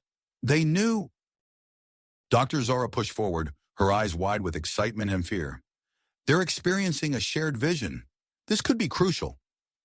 The energy surge intensified, causing the medical equipment to spark and smoke. Monitors exploded in showers of sparks, forcing the team to duck for cover. "We're losing control," Dr. Vex shouted, his cybernetic implants glitching from the energy interference. Outside the facility, the effects of the surge rippled across the city. Lights flickered, vehicles stalled, and communication networks went haywire. Panicked voices filled the streets as Chalnoth citizens grappled with the sudden technological failure. Back in the chamber, Webb and Hera continued to speak, their voices echoing with an otherworldly resonance. "The bonds. They were the key. We were not alone." Dr. Zara furiously typed notes into her tablet, which miraculously still functioned. "They're talking about the ancient Chalnoth civilization. This could rewrite our entire history." The facility's communication system crackled to life, Admiral Zorn's voice barely audible through the static. "What's status? Contain situation?" Before anyone could respond, a new alarm blared. Lieutenant Grix rushed to the window, his face paling. "We've got company. High Priestess Zana's followers are breaching the perimeter." Through the chaos, Commander Krav's voice came through, tense but determined. "Security teams are engaging. We'll hold them off as long as we can." Dr. Rodriguez made a split-second decision. "We need to stabilize them now. Dr. Lyra, prepare the emergency sedative." As Dr. Lyra rushed to comply, the energy signature pulsed once more, stronger than ever. The reinforced walls of the facility groaned under the strain. Webb and Hera's voices rose to a fever pitch. "The signal. It calls to us. Our lost brothers and sisters. They're out there." Dr. Zara's eyes widened in realization. "The deep space signals? They're connected to this somehow." With trembling hands, Dr. Lyra administered the sedative through the chamber's medical interface. For a heart-stopping moment, nothing seemed to change. Then gradually the energy signature began to dim. Webb and Hera's suspended bodies slowly lowered back onto their beds, their eyes fluttering closed. As the alarms fell silent and the crackling energy dissipated, an eerie calm settled over the room. The team stood frozen, hardly daring to breathe. Dr. Vex was the first to move, approaching the chamber cautiously. "Their vital signs are stabilizing," he reported, his voice hoarse. "But their neural patterns, I've never seen anything like this. It's as if their minds are still linked, even in this sedated state." Dr. Rodriguez sagged against a console, the weight of the situation settling on her shoulders. "We need to regroup, assess the damage, and figure out our next steps. And someone get me a secure line to Admiral Zorn. He needs to know what just happened here." As the team began to move, cataloging the damage and checking systems, Dr. Zara approached Dr. Rodriguez, her eyes shining with a mix of fear and excitement. "Doctor," she said, her voice barely above a whisper, "I think I've found something in the data from the deep space signals. It's not just similar to Chalnoth genetic code. It's an exact match to some of the unique markers we've observed in Webb and Hera's bond." Dr. Rodriguez stared at her, the implications slowly sinking in. "Are you saying—" Dr. Zara nodded, her voice gaining strength. "I think we've just made first contact with a long-lost branch of the Chalnoth species. And somehow, Webb and Hera are the key to understanding it all." As the gravity of this revelation settled over the room, the sedated forms of Webb and Hera lay still in their chamber, their hands still clasped together. Whatever secrets their shared consciousness held, whatever revelations awaited in the depths of space, one thing was certain. The journey ahead would challenge everything they thought they knew about themselves, their species, and their place in the universe. The universe had only begun to unfold. As the team worked to stabilize the facility's systems, Dr. Rodriguez initiated the construction of a specialized containment chamber. The new structure, a fusion of human ingenuity and Chalnoth technology, rose from the chaos like a beacon of hope. Its sleek walls hummed with energy-dampening fields, while an array of advanced sensors stood ready to capture every nuance of Webb and Hera's unique bond. Dr. Vex hovered over the couple's unconscious forms, his cybernetic eye whirring as it processed a constant stream of data. "Fascinating," he murmured, his voice a mix of awe and concern. "Their cellular structures are undergoing rapid changes. It's as if their bodies are evolving in real time." Dr. Lara joined him, her brow furrowed as she studied the readouts. "The hybridization process is accelerating. We're seeing characteristics that blend human and Chalnoth biology in ways we never thought possible." Across the room, Dr. Zara hunched over her workstation, her fingers flying across multiple screens as she delved deeper into the mystery of the deep space signals. Her eyes widened suddenly and she called out, "Dr. Rodriguez, I found something." The team gathered around her station as she explained, "There's a recurring pattern in the signals that matches fragments of Webb and Hera's hybridized DNA. It's not just similar, it's an exact match to some of the unique markers we've observed in their bond." Admiral Zorn's voice crackled through the comm system, his tone grave but determined. "This could be the breakthrough we've been waiting for. Dr. Zara, I want you to focus all your efforts on decoding these signals. And Dr. Rodriguez, prepare a report for the Chalnoth authorities. We're going to need their cooperation for what comes next." As the days passed, the research team worked tirelessly. The new containment chamber took shape, its systems carefully calibrated to harness and study the energy produced by Webb and Hera's bond. Outside, the city slowly returned to normal, though whispers of the strange events at the facility spread like wildfire among the Chalnoth population. Commander Krav's security teams maintained a vigilant perimeter, keeping High Priestess Zana's followers at bay. But with each passing day, more Chalnoth citizens gathered near the facility, drawn by curiosity and the promise of ancient knowledge awakened. Inside, Dr. Rodriguez and her team prepared for the delicate process of reviving Webb and Hera. As they ran through final checks on the containment chamber, Dr. Vex made a troubling discovery. "Their brainwave pattern," he said, his voice tight with concern. "They've become so deeply intertwined that separating them could cause severe neurological damage." Dr. Rodriguez's mind raced, considering and discarding options. Finally, she said, "We'll need to develop a procedure to gradually reawaken their individual consciousnesses while maintaining their neural link. It's risky, but it may be our only option." As the team debated the best approach, a new face arrived at the facility. Dr. Marcus Hunter, a renowned human expert in xenoneurology, strode into the room, his keen eyes taking in the scene. "I hear you've got quite the puzzle on your hands," he said, extending a hand to Dr. Rodriguez. "I'm here to help solve it." With Dr. Hunter's expertise in cross-species neural mapping, the team refined their approach to Webb and Hera's reawakening. As they worked, Dr. Zara made another breakthrough in decoding the deep space signals. "The source is moving," as she announced, her voice trembling with excitement, "and it's heading towards Chalnoth space." The news sent shockwaves through the facility. Admiral Zorn immediately initiated emergency protocols, expanding the Joint Task Force to include elements of both human and Chalnoth space fleets. The unprecedented level of cooperation marked a new chapter in the alliance between the two species. As the day of reawakening approached, tension mounted within the facility.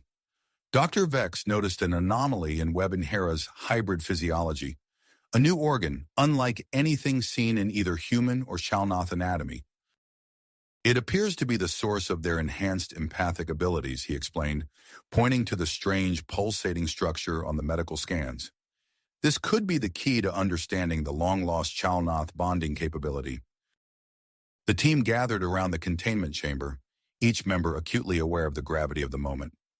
Dr. Hunter and Dr. Rodriguez stood side by side at the control panel, their hands poised over the intricate array of instruments. "Begin the reawakening sequence," Dr. Rodriguez ordered, her voice steady despite the tension in the air. As the carefully orchestrated process commenced, the energy output from Webb and Hera's bond fluctuated wildly. Lights flickered throughout the facility, and alarms blared as the power grid struggled to compensate. Dr. Hunter's fingers danced across the neural interface, delicately manipulating pathways to guide Webb and Hera back to consciousness. "We're seeing increased activity in the frontal lobes," he reported, his voice tight with concentration. "They're responding to the stimuli." Suddenly, the deep space signals spiked in intensity, causing several monitors to overload in a shower of sparks. In the containment chamber, Webb and Hera's eyes snapped open simultaneously. Their voices, perfectly synchronized, filled the room with words in an ancient Chalnoth dialect. Dr. Lara scrambled to translate, her eyes widening as the meaning became clear. "They are coming," she whispered, her voice filled with a mix of awe and fear.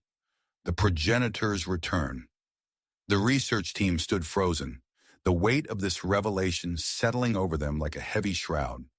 Webb and Hera, now fully awake but still deeply connected through their bond, gazed at each other with an intensity that sent shivers through the onlookers. As alarms continued to blare, and the energy signature from the couple pulsed with renewed strength, Dr. Rodriguez turned to address her team. The fate of two species, perhaps even the entire galaxy, now hung in the balance. Whatever came next would reshape the course of history for both humans and Chalnoth alike. Outside the facility, the Chalnoth sky darkened, as if in anticipation of the momentous events unfolding within. The deep space signals grew stronger, a distant call from the stars that promised both answers and untold challenges. The next chapter in this interstellar saga was about to begin, and no one could predict where it would lead. The darkened Chalnoth sky seemed to mirror the gravity of the situation unfolding within the research facility. As Webb and Hera's synchronized voices faded, leaving behind the chilling proclamation of the progenitor's return, the room erupted into a flurry of activity. Dr. Rodriguez snapped into action, her voice cutting through the chaos. "Everyone, remain calm. We need to assess the situation and formulate a plan." She turned to Commander Krav, who was already coordinating with his security teams. "Commander, I need you to secure the perimeter and prepare for any eventuality." The commander nodded sharply, his scales gleaming under the harsh emergency lighting. "Already on it, Doctor. I'll have my best teams in place within the hour." As Krav moved to carry out his orders, Dr. Rodriguez activated her comm link. "Admiral Zorn, we have a situation. Webb and Hera are awake, and they've delivered a message that requires immediate attention." The Admiral's voice crackled through the speaker, tense but controlled. "Understood, Doctor. I'm calling an emergency meeting. Have Dr. Lyra, Dr. Hunter, and yourself report to the command center immediately." While the senior staff prepared for the meeting, Dr. Vex and Dr. Zara remained in the containment chamber, closely monitoring Webb and Hera. The couple lay still, their eyes open but unfocused, as if seeing beyond the confines of the room. Suddenly, a low hum filled the air, emanating from Webb and Hera's bodies. Dr. Vex's cybernetic eye whirred as he scanned the phenomenon. "Fascinating," he murmured. "The new organ we discovered. It's emitting some kind of energy pulse." Dr. Zara glanced up from her data pad, her eyes widening. "Wait, look at the communication systems." The facility's comm arrays lit up like a Christmas tree, screens flashing with an influx of data. The deep space signals, once barely decipherable, now poured in with crystal clarity. "It's as if their bond is acting as an amplifier," Dr. Zara breathed, her fingers flying over her console as she began to analyze the new data. In the command center, Admiral Zorn stood at the head of a large holographic display, his weathered face grave as he addressed the assembled team. "Dr. Rodriguez, what exactly did Webb and Hera say when they woke up?" Dr. Lyra stepped forward, her translator still in hand. "Sir, their exact words were, 'They are coming, the progenitors return.' It was in an ancient Chalnoth dialect, one that hasn't been spoken in millennia." Dr. Hunter leaned forward, his eyes gleaming with interest. "The neural integration between Webb and Hera has reached unprecedented levels. It's possible they're tapping into some kind of genetic memory." As the team debated the implications of Webb and Hera's message, Dr. Zara's voice came through the comm system, breathless with excitement. "Dr. Rodriguez, Admiral Zorn, you need to see this immediately." The holographic display shifted, showing a complex strand of genetic code. Dr. Zara's voice continued. "The amplified signals contain detailed genetic information. It's a combination of ancient Chalnoth DNA and something entirely alien." A hush fell over the room as the implications sank in. Admiral Zorn was the first to break the silence. "Are you saying these progenitors might be an offshoot of Chalnoth evolution?" Dr. Rodriguez nodded slowly, her mind racing. "It's possible. This could explain the Chalnoth ability to form interspecies bonds. If these progenitors engineered themselves to bond with other species, it could rewrite our entire understanding of Chalnoth history," Dr. Lyra finished, her voice filled with awe. Commander Krav's voice cut through their speculation, sharp with urgency. "Sir, we've got a situation developing outside. High Priestess Zana's followers have been joined by a large number of Chalnoth citizens. They're demanding information about what's happening here." Admiral Zorn's expression hardened. "We need to get ahead of this before it spirals out of control. Commander, I'm authorizing a limited release of information to the public. Work with our Chalnoth liaisons to draft a statement." As Krav acknowledged the order, Dr. Hunter spoke up. "There's another matter we need to address. Webb and Hera's physical transformations are accelerating. Their skin has developed an iridescent quality, and their eyes, they appear to be adapting to perceive a broader spectrum of light." Dr. Rodriguez frowned. "We need to monitor these changes closely. Dr. Hunter, I want you to focus on mapping their neural pathways. We need to understand the extent of their integration." As the meeting continued, Webb and Hera lay in their chamber, their hands intertwined. Their eyes moved rapidly beneath closed lids, as if watching scenes only they could see. Suddenly, they both sat up, their movements perfectly synchronized. "The ship," they said in unison, their voices a blend of human and Chalnoth tones. "We can see it." Dr. Vex, who had been monitoring them, quickly alerted the others. Within moments, the research team had gathered around the couple, recording devices at the ready. Webb and Hera began to describe the vessel in intricate detail, their words painting a picture of technology far beyond current understanding.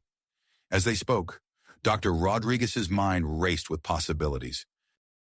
"We may need to consider using Webb and Hera as intermediaries when the ship arrives," she said quietly to Admiral Zorn. "Their bond, their hybrid physiology, it could be the key to successful communication." The Admiral nodded grimly. "Agreed, but the risks—" Before he could finish, alarms blared throughout the facility. Dr. Zara's voice came over the comm system, tight with tension. "We've detected an anomaly at the edge of the solar system. It's massive, and it's slowing down from FTL speeds. As the facility erupted into a new frenzy of activity, Webb and Hera's eyes snapped open, glowing with an otherworldly light. The energy emanating from their bond surged, spreading beyond the confines of the research center. Across the planet, Chalnoth citizens reported strange sensations, fleeting moments of heightened empathy, a sense of interconnectedness long lost to their species. In the containment chamber, Webb and Hera spoke once more, their voices resonating with power and promise.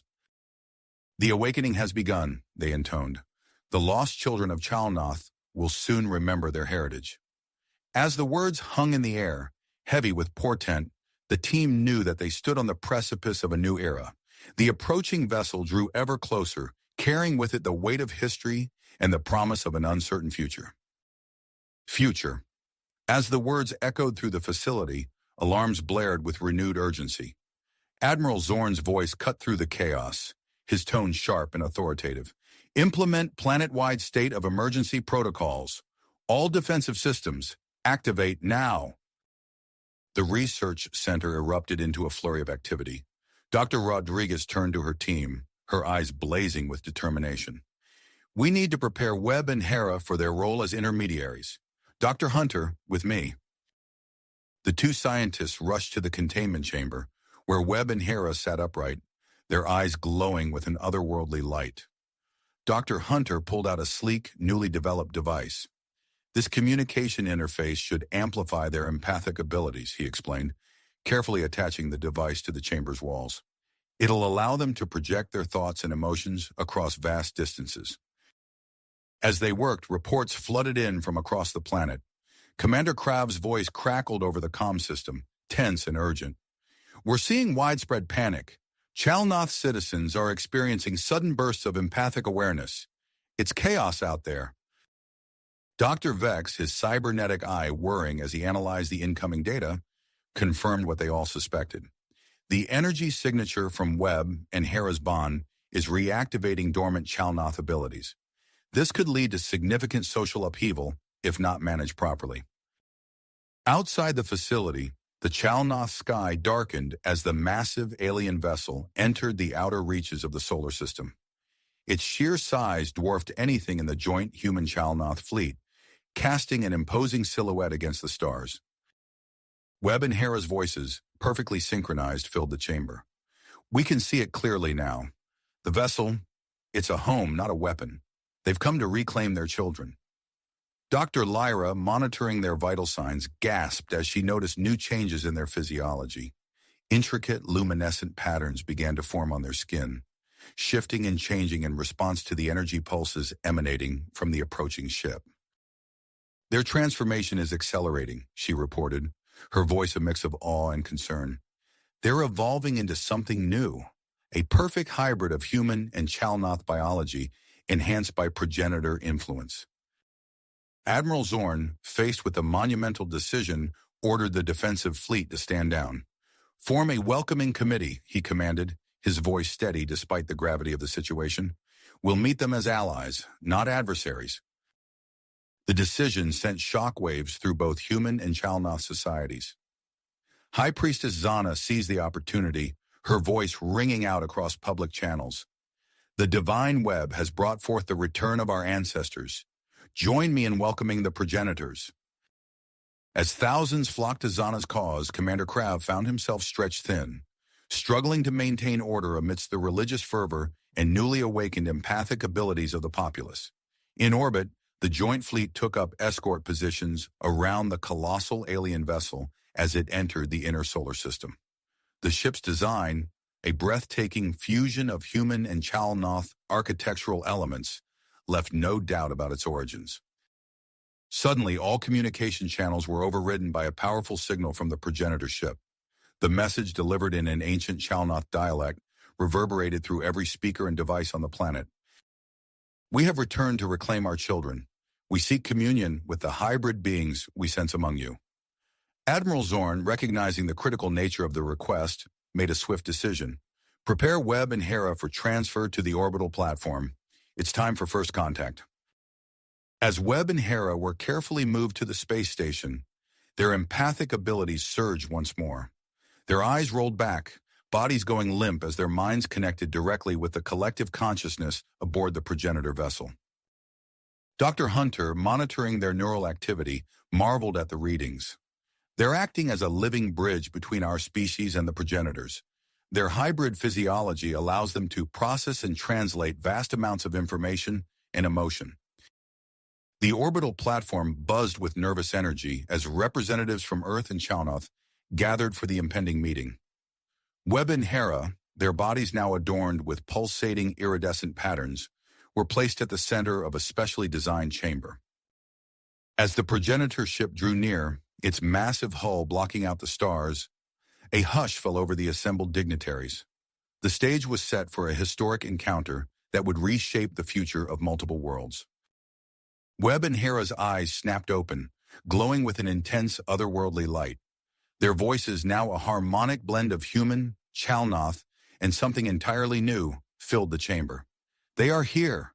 The awakening has begun. Begun, Webb and Hera intoned, their voices trailing off as their eyes dimmed and their bodies slackened. Dr. Rodriguez rushed to their side, her fingers flying over a handheld medical scanner. "They're entering a recovery phase," she announced, her voice tight with concern. "We need to stabilize them before the progenitors arrive." Dr. Hunter nodded, already adjusting the settings on the communication interface. "I'm recalibrating the system to accommodate their increased empathic output. Their physiological changes are off the charts." As the research team worked feverishly to prepare Webb and Hera, Admiral Zorn stood at the viewport, watching the approaching progenitor vessel. Its massive form blotted out the stars, a testament to the advanced technology of their long-lost ancestors. "Commander Krav," he spoke into his comm unit, "status report on the surface situation." Krav's voice crackled through, strained and weary. "It's chaos down here, sir. The empathic awakening is spreading like wildfire. We're barely containing the panic." Zorn's expression resolute. "Do what you can. We're about to make first contact." The orbital platform hummed with nervous energy as dignitaries from Earth and Chalnoth gathered in the main reception area. Webb and Hera, now stabilized but still unconscious, were carefully positioned at the center of the room, their skin pulsing with iridescent patterns. A hush fell over the assembled crowd as the airlock cycled. The doors slid open with a soft hiss, revealing three figures that defied easy description. They were unmistakably alien, yet bore striking resemblances to both humans and Chalnoth. The lead progenitor stepped forward, its movements fluid and graceful. "I am Elder Czar," it spoke, its voice resonating in their minds rather than their ears. "We have come to reclaim our children." As Elder Czar approached Webb and Hera, the couple's eyes snapped open, glowing with an intense light. Their newly developed organ pulsated visibly beneath their skin, emitting waves of energy that caused the air to shimmer. The moment Elder Czar came within arm's reach of the couple, a surge of energy arced between them. The communication interface sparked and sputtered, overwhelmed by the sheer intensity of the empathic connection. Dr. Vex reacted swiftly, producing a vial of luminescent liquid. "A stabilizing compound," he explained hurriedly, administering it to Webb and Hera. "It should help them process the influx of information." As the compound took effect, Webb and Hera's expressions cleared, their eyes focusing on Elder Czar. When they spoke, their voices carried the weight of ages. "We see now," they said in unison, "the truth of our origins, the purpose of our existence." Through Webb and Hera, Elder Czar began to share the history of the progenitors. Images flickered to life around the room, holographic displays showcasing the grand tapestry of their shared past. "We seeded life across the cosmos." Elder Czar's thoughts flowed through Webb and Hera. "Humans and Chalnoth, once one species, now reunited through the bond you share." As the story unfolded, the orbital platform shuddered. Energy from Webb and Hera's bond, amplified by the progenitor's presence, surged through the station systems. On the planet below, the situation grew dire. Millions of Chalnoth citizens reeled from sudden empathic awakening, their minds overwhelmed by the emotions of those around them. High Priestess Zana's voice boomed across public channels. "The divine web has brought forth our ascension. We must seize this moment." Back on the station, Elder Czar's expression grew grave. The awakening progresses too rapidly. Without guidance, it will lead to chaos. The progenitor turned to Admiral Zorn. We propose a solution, a planet-wide empathic network with your hybrid pair as its center. It will allow for controlled development of these abilities and foster understanding between your peoples. Zorn hesitated, the weight of the decision heavy on his shoulders. But as reports of increasing unrest flooded in from the surface, he realized time was running out. We accept your proposal, he said firmly. What do you need from us? As the progenitors began to set up their equipment, Webb and Hera underwent another transformation. Their skin became more translucent, the organ responsible for their empathic abilities growing more prominent. Dr. Lyra gasped as she monitored the changes. They're becoming living conduits for the progenitor's technology, she breathed, her voice a mix of awe and trepidation. As the preparations continued, tension mounted both on the station and the planet's surface. The implementation of the empathic network promised to reshape society as they knew it, for better or worse. Webb and Hera, their bodies humming with energy, stood at the epicenter of this monumental change. As the progenitors worked, the couple's minds expanded, touching the consciousness of every being on the planet below.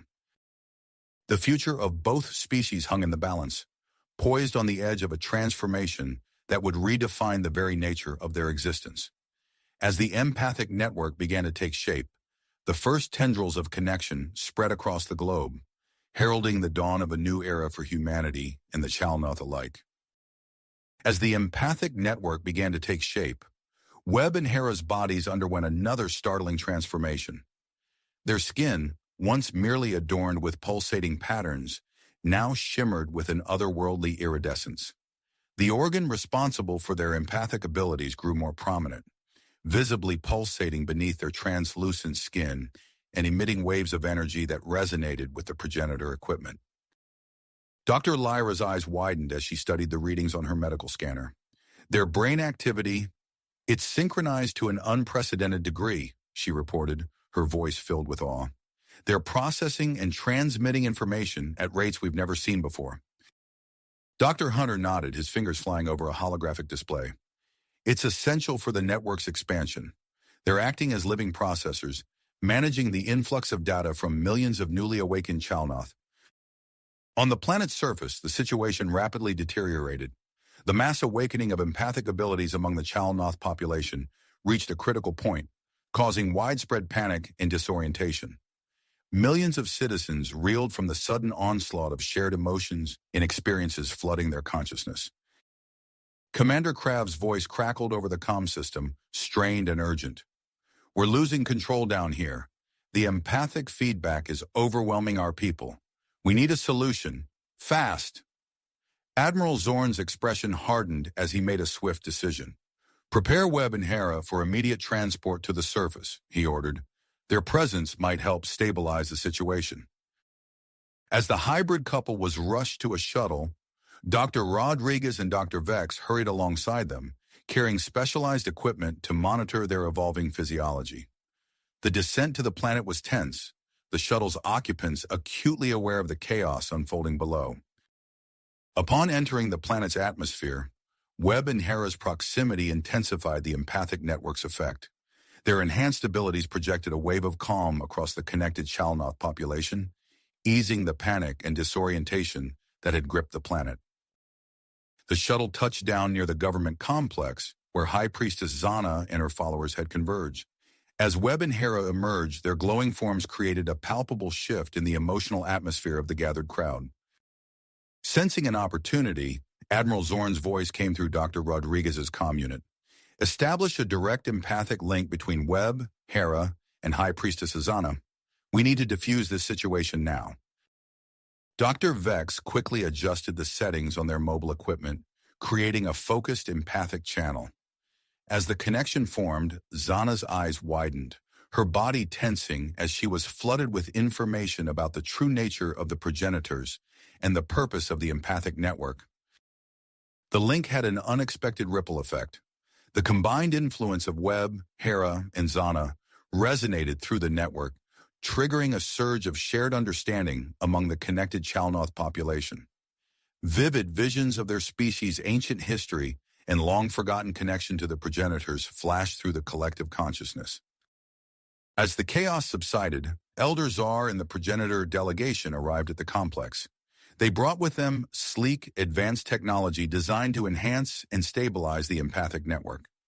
The progenitors began the intricate process of integration, using Webb and Hera as conduits for the complex installation procedures.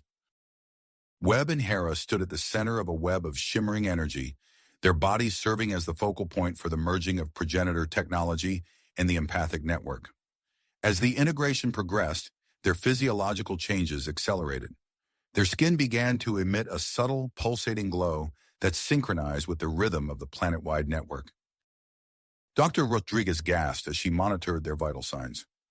Their cellular structure is adapting to channel the increased energy flow, she observed. It's like they're becoming living conduits for the entire system. The gathered Chalnoth watched in awe as Webb and Hera's transformation unfolded before them. The visible manifestation of their central role in the empathic web created a sense of reverence among the citizens. As the integration neared completion, Webb and Hera's eyes snapped open, glowing with an intense otherworldly light. When they spoke, their voices carried the weight of the entire network. "We are one," they intoned, their words echoing through the minds of all connected Chalnoth.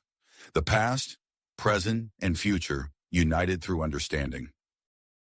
The empathic network pulsed with newfound stability, the chaos of its initial implementation giving way to a sense of harmony and purpose. The Chalnoth homeworld stood on the brink of a new era, forever changed by the merging of ancient technology and newly awakened abilities. As the sun began to set on this momentous day, Elder Czar approached Webb and Hera, its expression inscrutable. The true test, it communicated directly into their minds, lies ahead.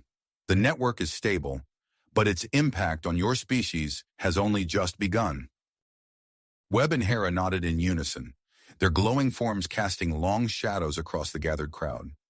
The challenges they would face in this new reality were only beginning to take shape, as humans, Chalnoth, and progenitors prepared to navigate the uncharted waters of their shared future. As the sun dipped below the horizon, casting long shadows across the Chalnoth homeworld, the newly established empathic network hummed with energy. Webb and Hera stood at its center, their bodies radiating a soft, pulsating glow that synchronized with the planet-wide web of consciousness. The initial chaos of the network's implementation had given way to a sense of harmony, but this peace would prove short-lived. Dr. Rodriguez, her eyes fixed on a holographic display of Webb and Hera's vital signs, suddenly gasped.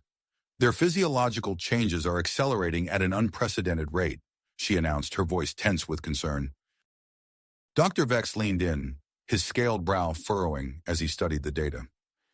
"It appears their DNA has fully merged into a perfect blend of human, Chalnoth, and progenitor, but the implications of this are unexpected."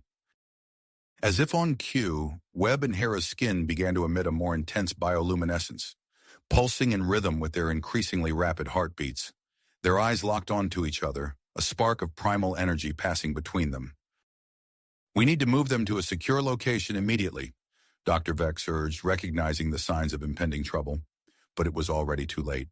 As Webb pulled Hera into a passionate embrace, a wave of intense emotion surged through the empathic network. Across the planet, Chalnoth citizens suddenly froze, overwhelmed by a flood of foreign sensations. Commander Krav's voice crackled over the comm system, panic evident in his tone. "What's happening? We're receiving reports of mass hysteria across all major cities." Dr. Rodriguez's eyes widened as she realized the gravity of the situation. "It's Webb and Hera," she explained hurriedly. "Their intimate connection is being broadcast through the network. The Chalnoth are experiencing their private moments." On the streets of the capital, chaos erupted.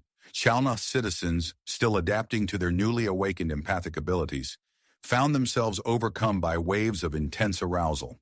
Vehicles swerved off roads as drivers lost focus, while pedestrians stumbled, disoriented by the unfamiliar sensations coursing through their bodies. Admiral Zorn's face appeared on a nearby holoscreen, his expression grim. Deploy security forces immediately. Set up quarantine zones in all major population centers. We need to contain this before it spreads further. Commander Krav nodded, barking orders to his troops. But even as they moved to establish perimeters, it became clear that their efforts were futile. The empathic network's reach extended far beyond physical barriers, connecting minds across vast distances. In the government complex, High Priestess Zana fell to her knees, her body trembling with the shared sensations. Her eyes rolled back, a look of ecstasy on her face. "The divine web brings us transcendence," she cried out, her voice carrying to her gathered followers. "Embrace this gift, my children. Let it guide us to a higher state of being." Her words spread like wildfire through the empathic network, resonating with countless Chalnoth. What had begun as confusion quickly transformed into a planet-wide mating frenzy as millions of citizens gave in to the overwhelming urges transmitted from Webb and Hera. Back at the central hub, Dr. Lyra worked feverishly alongside a team of human and progenitor scientists. "We need to construct a containment chamber," she shouted over the din of alarms and urgent communications, "something that can dampen their empathic output without severing their connection entirely." As they rushed to design and build the specialized chamber, Webb and Hera's physiological changes continued to accelerate. Their skin now shimmered with an otherworldly iridescence, pulsating in sync with their shared passion. The air around them began to warp and shimmer, visible waves of energy radiating outward. Dr. Hunter, his brow furrowed in concentration, called out to the assembled team, "We need a stabilization protocol now. Something to temporarily dampen their output without risking damage to their evolved physiology." Working alongside progenitor scientists, Dr. Hunter developed an emergency procedure, but implementing it would require direct physical contact with Webb and Hera, a daunting prospect given the intensity of their empathic broadcasts. Admiral Zorn, his uniform disheveled and his face haggard from hours of crisis management, made the difficult decision. Assemble a specialized team, equip them with the strongest pheromone suppressors and empathic dampening technology we have. We need to get that stabilization protocol implemented before the situation spirals completely out of control. As the team prepared for their high-risk mission, reports continued to flood in from across the planet. The streets of major cities had devolved into scenes of uninhibited sexual expression. Essential services ground to a halt as workers abandoned their posts, overcome by the shared sensations emanating from Webb and Hera. The specialized team, clad in sleek protective suits, approached the central hub where Webb and Hera stood entwined. The very air seemed to vibrate with energy, swirling patterns of light dancing around the couple. A crowd of awestruck Chalnoth had gathered at the perimeter, their eyes wide with wonder and their bodies trembling with shared arousal. As the team drew closer, the intensity of the empathic broadcast threatened to overwhelm even their advanced protective gear. They moved slowly, fighting against the waves of sensation that battered their senses. The lead technician, her voice strained, spoke into her comm unit. "We're approaching the targets now, standing by to implement the stabilization protocol." The fate of Webb and Hera, and indeed the entire Chalnoth civilization, hung in the balance as the team prepared to make their move. The success or failure of this risky move would determine whether the empathic network could be brought under control, or if the planet-wide mating frenzy would plunge their world into uncontrollable chaos. Chaos as the team prepared to make their move. The success or failure of this risky operation would determine whether the empathic network could be brought under control, or if the planet-wide mating frenzy would plunge their world into uncontrollable chaos. As the specialized team approached Webb and Hera, the air around them began to shimmer and warp. The swirling patterns of energy coalesced into a visible barrier, pushing back against the team's advance. Dr. Hunter, at the forefront of the operation, activated a series of portable empathic dampeners. The devices hummed to life, creating a narrow corridor of calm through the pulsating energy field. "Move quickly," Dr. Hunter instructed, his voice tight with concentration. "The dampeners won't hold for long." The team pressed forward, their protective suits crackling with static as they pushed through the barrier. As they emerged on the other side, they found Webb and Hera locked in an intimate embrace, their bodies glowing with intricate bioluminescent patterns that pulsed in perfect synchronization with the planet-wide empathic web. Dr. Hunter and his assistants wasted no time. They deployed specially designed neural interfaces, carefully attaching them to Webb and Hera's temples. The devices activated with a soft hum, immediately beginning to modulate the couple's empathic output. Initiating stabilization protocol, one of the assistants announced, her fingers flying over a holographic control panel. Empathic dampening at 30% and rising. As the protocol took effect, the intensity of the energy field surrounding Webb and Hera began to diminish. The air cleared, the shimmering patterns fading like mist in sunlight. Across the planet, the frenzied activities of millions of Chalnoth began to subside. However, the sudden dampening of the empathic broadcast had an unexpected consequence. A wave of disorientation swept across the connected population, leaving them reeling from the abrupt absence of the intense shared experience. In the confusion that followed, alarms began blaring throughout the government complex. Commander Crab's voice crackled over the comm system, urgency evident in his tone. "We have multiple reports of armed attacks on key installations. This is not a drill. All security personnel, report to your designated stations immediately." Dr. Hunter's team exchanged worried glances as they continued to monitor Webb and Hera's vital signs. The couple remained unconscious, their bodies still glowing faintly as the stabilization protocol worked to regulate their empathic output. Outside the complex, the streets erupted into chaos. A group of Chalnoth separatists, led by a charismatic figure named Zarkiv, had launched a coordinated assault on government buildings and infrastructure. They moved with precision, taking advantage of the disorientation caused by the empathic withdrawal. Commander Krav, already stretched thin from managing the aftermath of the mating frenzy, found himself facing a new crisis. His security forces, caught off guard by the sudden shift from crowd control to active combat, suffered initial losses at several strategic locations. In the command center, Admiral Zorn assessed the rapidly deteriorating situation. His face was grim as he turned to his senior staff. "We have no choice. Deploy our peacekeeping forces to assist Commander Krav, but make it clear to our troops. This is a support operation only. We cannot be seen as overstepping our bounds." As human forces mobilized to reinforce key positions, Elder Czar of the progenitor delegation approached Admiral Zorn. The ancient being's expression was unreadable as it spoke. "There may be another way, Admiral, one that does not risk further inflaming tensions between our peoples." Elder Czar outlined a daring plan: to use the empathic network itself as a tool for peace. By carefully modulating its output, they could potentially project a calming influence across the Chalnoth population, defusing the conflict without resorting to physical force. Dr. Lyra and Dr. Rodriguez, working alongside progenitor scientists, began the delicate process of recalibrating the empathic network. They focused on using Webb and Hera's unique connection as a focal point for broadcasting emotions of peace and unity. "We're walking a fine line here," Dr. Lyra warned as she made minute adjustments to the network's parameters. "Too little, and we won't have any effect. Too much, and we risk triggering another planet-wide surge." As the scientists worked, the streets of major Chalnoth cities became battlegrounds. Zarkiv's separatists clashed with Commander Krav's loyalist forces, while human peacekeepers struggled to maintain order without appearing to take sides. Amidst the chaos, High Priestess Zana emerged once again as a wild card.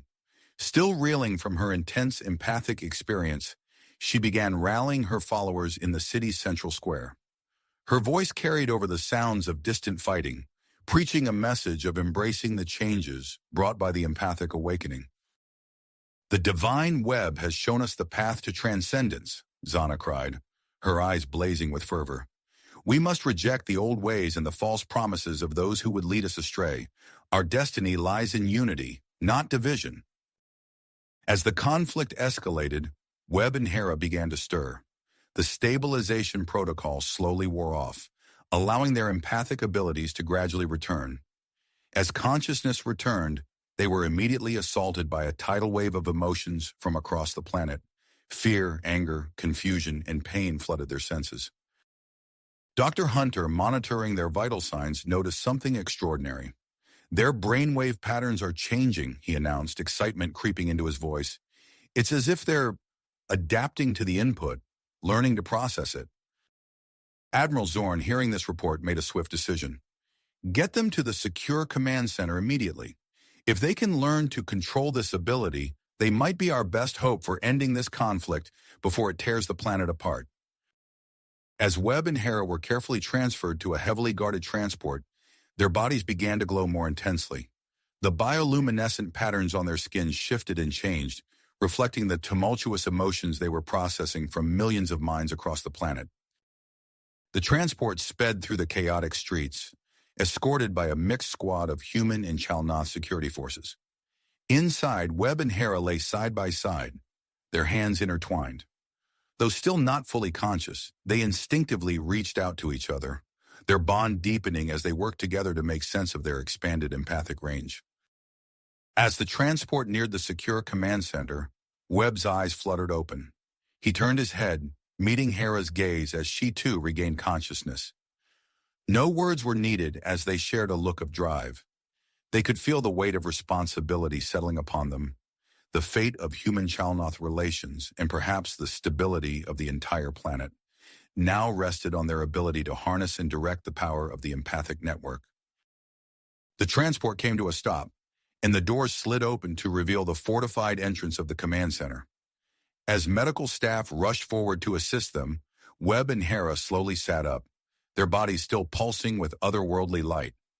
They stepped out into a world in turmoil, knowing that their next actions would shape the future of two civilizations. Inside the command center, Admiral Zorn waited, his face etched with concern. As Webb and Hera were ushered in, supported by medical staff, the Admiral approached them. "We're out of options," he said, his voice grave. "The fate of this world now rests in your hands. Are you ready to face this challenge?" Webb and Hera exchanged a glance, their eyes glowing with an inner light that spoke of their newfound power and the depth of their connection. The next few hours would test the limits of their bond and the potential of their evolved abilities. As alarms blared and reports of escalating violence flooded in, the stage was set for a confrontation that would determine the future of human-Chalnoth relations and the very fabric of this world's society. Webb and Hera exchanged a determined look, their eyes reflecting the gravity of the situation. As they stepped forward, their bodies pulsed with an otherworldly glow, bioluminescent patterns dancing across their skin in perfect synchronization. Admiral Zorn led them to a specially prepared area within the command center, where a team of scientists and medical personnel waited. Dr. Hunter approached, his face a mixture of concern and fascination. "We've set up a controlled environment to help you explore and develop your abilities," Dr. Hunter explained, gesturing to a series of monitors and specialized equipment. "We'll start with low-level empathic input and gradually increase the intensity." As Webb and Hera settled into position, their hands instinctively found each other, fingers intertwining. The moment they made contact, the bioluminescent patterns on their skin intensified, creating a mesmerizing display that caught the attention of everyone in the room. Dr. Hunter initiated the first test, carefully monitoring their vital signs as he introduced a small amount of empathic input from the surrounding Chalnoth population. Webb and Hera's eyes widened simultaneously as they processed the new sensations. "It's incredible," Webb whispered, his voice filled with awe. "I can feel the emotions of dozens, maybe hundreds of individuals." Hera nodded, her brow furrowed in concentration. "It's like a tapestry of feelings, each thread distinct yet part of a greater whole." As the experiments progressed, Webb and Hera demonstrated an extraordinary ability to filter and process the flood of emotions coursing through the network. Dr. Hunter increased the input incrementally, marveling at their rapid adaptation. "They're not just receiving the empathic signals," Dr. Hunter reported to Admiral Zorn, excitement evident in his voice. "They're actively sorting and interpreting them. It's as if they're developing a new sense entirely." Admiral Zorn leaned in, his eyes fixed on the glowing couple. Can they pinpoint specific locations or individuals within the network? As if in response to his question, Webb suddenly sat up straighter. There's a concentration of fear and anger in the eastern district of the capital, he said, his eyes unfocused as he processed the information.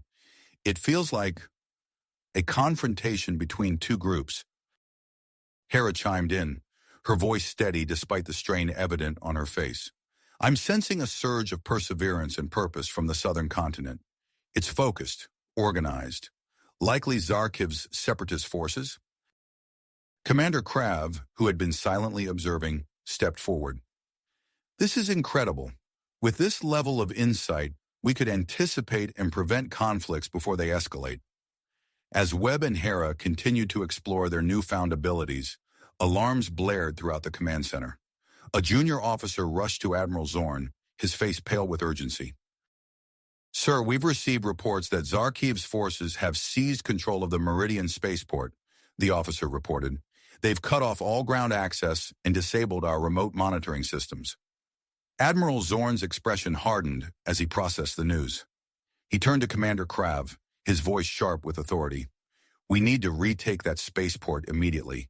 If Zarkiv gains access to off-world communications or weaponry, this situation could spiral beyond our control.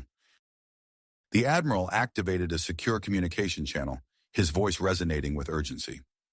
Major Wolf, assemble your team. You have a new mission. Infiltrate and recapture Meridian Spaceport. Use any means necessary, but prioritize minimizing casualties on both sides. As preparations for the mission began, Dr. Rodriguez approached Webb and Hera, her mind racing with possibilities. I have an idea, she said, her eyes alight with inspiration. If you can sense emotions across the network, is it possible you could project emotions as well? Webb and Hera exchanged a glance, their connection allowing for silent communication. After a moment, Webb nodded. We can try. What did you have in mind? Dr. Rodriguez explained her plan to Admiral Zorn and the others. By focusing their abilities, Webb and Hera might be able to influence the emotional state of the separatists occupying the spaceport, potentially giving Major Wolf's team a critical advantage. Admiral Zorn hesitated, weighing the ethical implications of such an unprecedented tactic. After a moment of contemplation, he gave a curt nod. Proceed, but with extreme caution. We're in uncharted territory here. As Webb and Hera began to concentrate their efforts on the spaceport, projecting feelings of calm and doubt into the minds of the separatist forces, a new crisis emerged.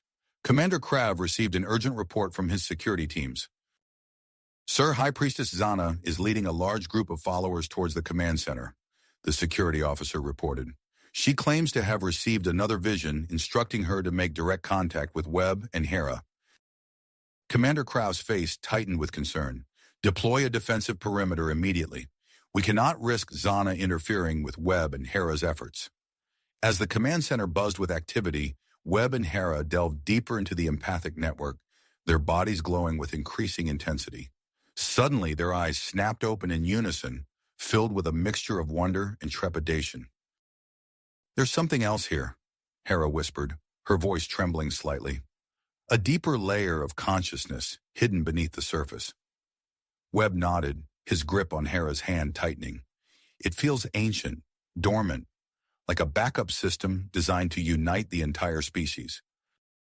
As they explored this newfound depth of the empathic network, Major Wolf's team approached the outskirts of Meridian Spaceport. The Major activated his tactical visor, assessing the separatist defenses. Team, move into position, Wolf ordered, his voice low and steady. Remember, our primary objective is to secure the facility with minimal casualties. Use the empathic dampeners only if absolutely necessary. Inside the spaceport, Zarkiv paced nervously, sensing a shift in the atmosphere.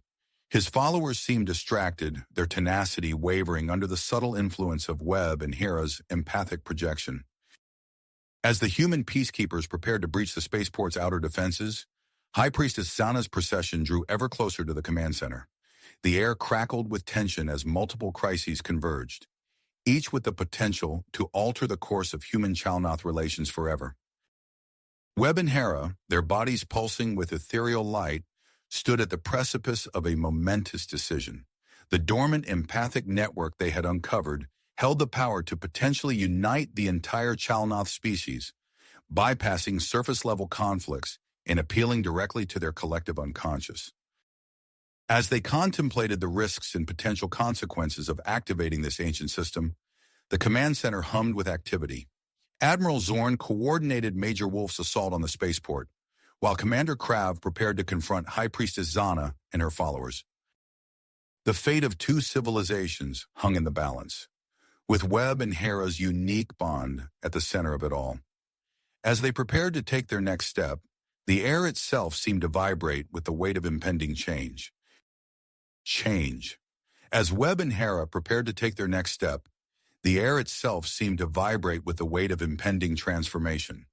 Suddenly, a massive power surge coursed through the command center, overloading systems and causing sparks to fly from control panels. The couple's bioluminescent patterns intensified exponentially, emitting a blinding light that forced everyone in the room to shield their eyes. Admiral Zorn stumbled back, raising his arm to protect his vision.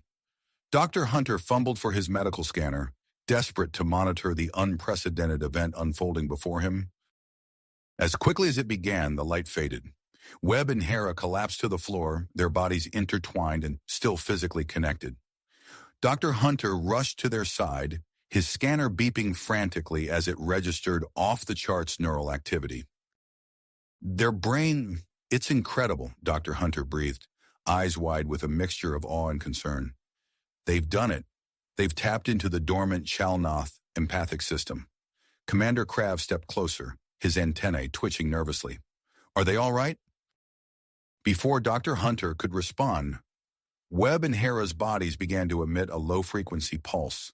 The vibration resonated with the command center's equipment, causing screens to flicker and communication systems to malfunction.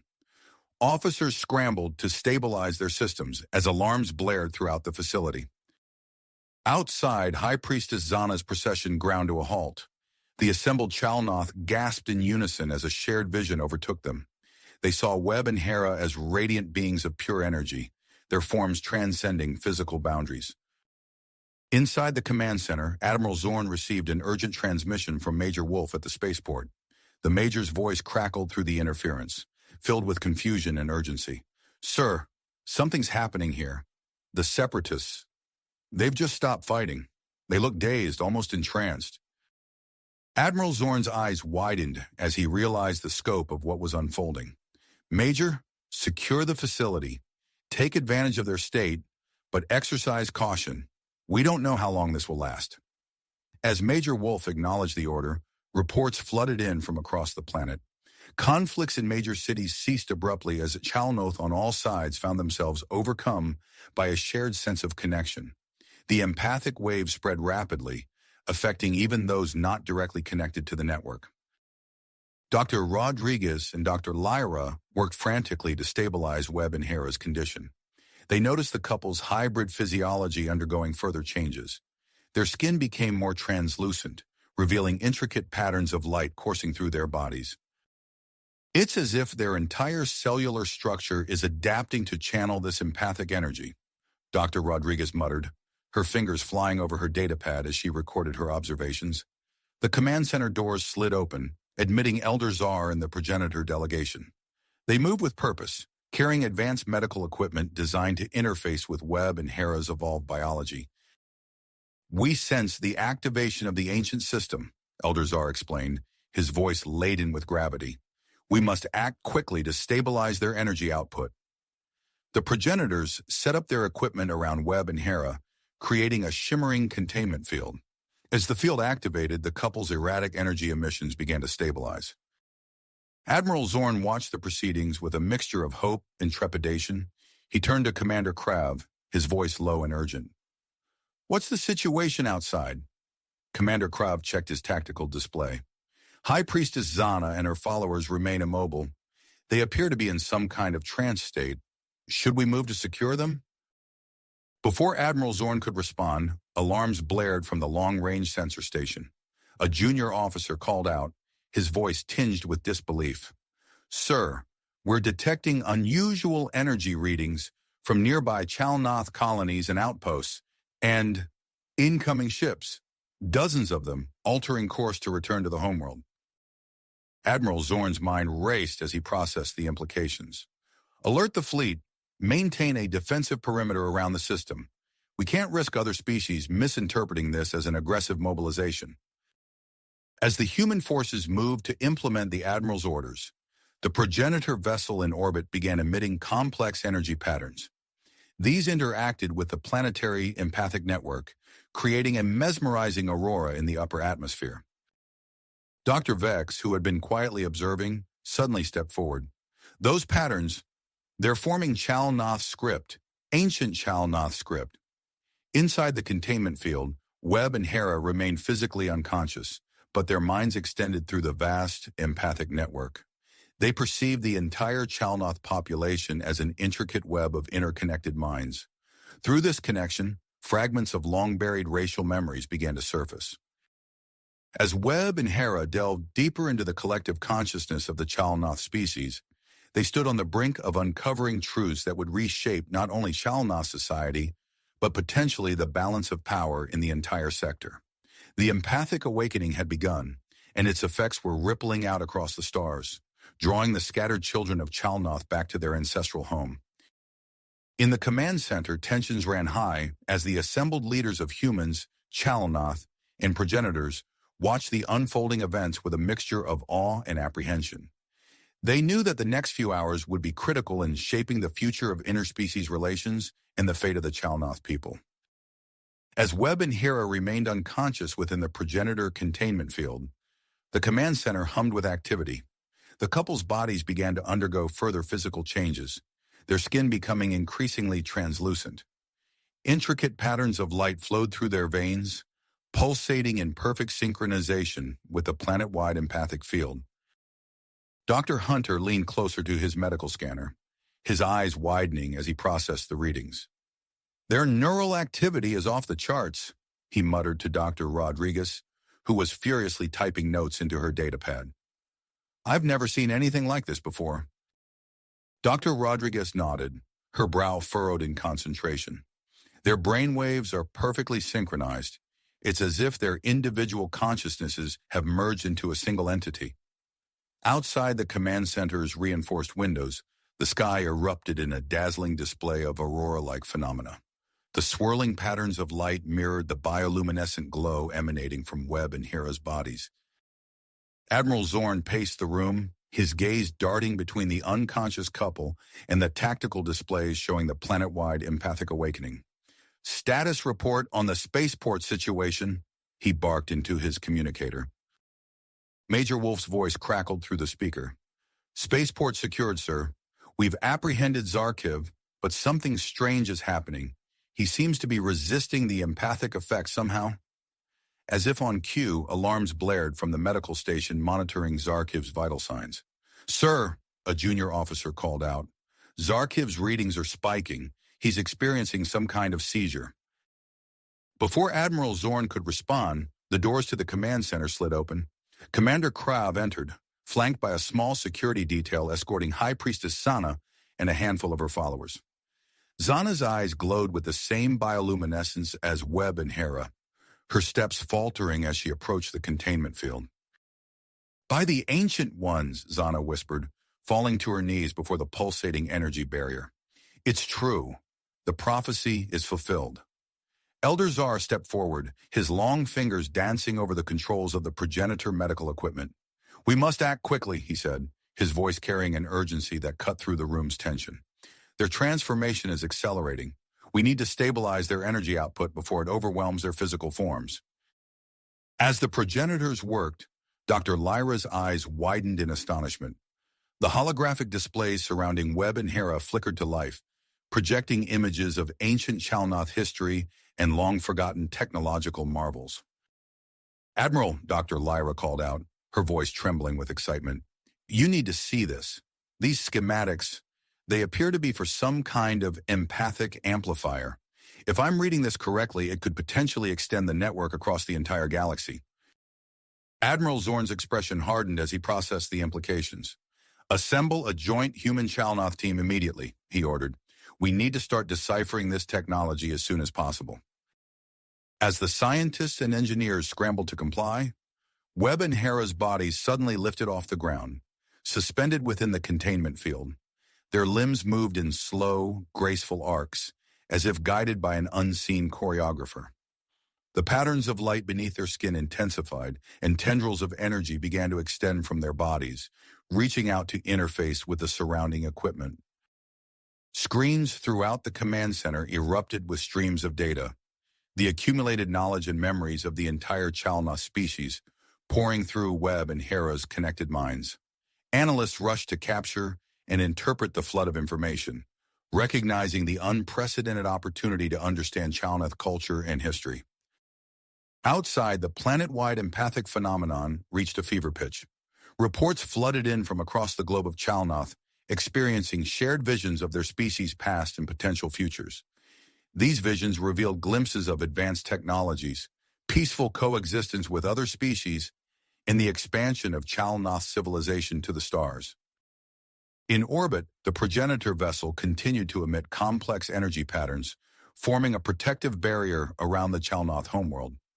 Admiral Zorn received urgent communications from the human fleet, reporting that long-range sensors from nearby systems were unable to penetrate the barrier. "Maintain defensive positions," Admiral Zorn ordered. "We can't risk other species misinterpreting this as an aggressive action." As the hours passed, the last pockets of resistance to the empathic awakening crumbled. Even the most hardened separatists found themselves overwhelmed by the sense of unity and purpose flowing through the network.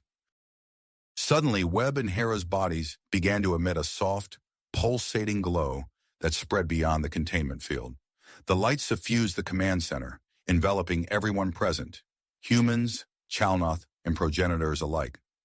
For a brief moment, the barriers between species seemed to dissolve, offering a tantalizing glimpse of a future where interstellar cooperation and understanding were not just possible, but inevitable.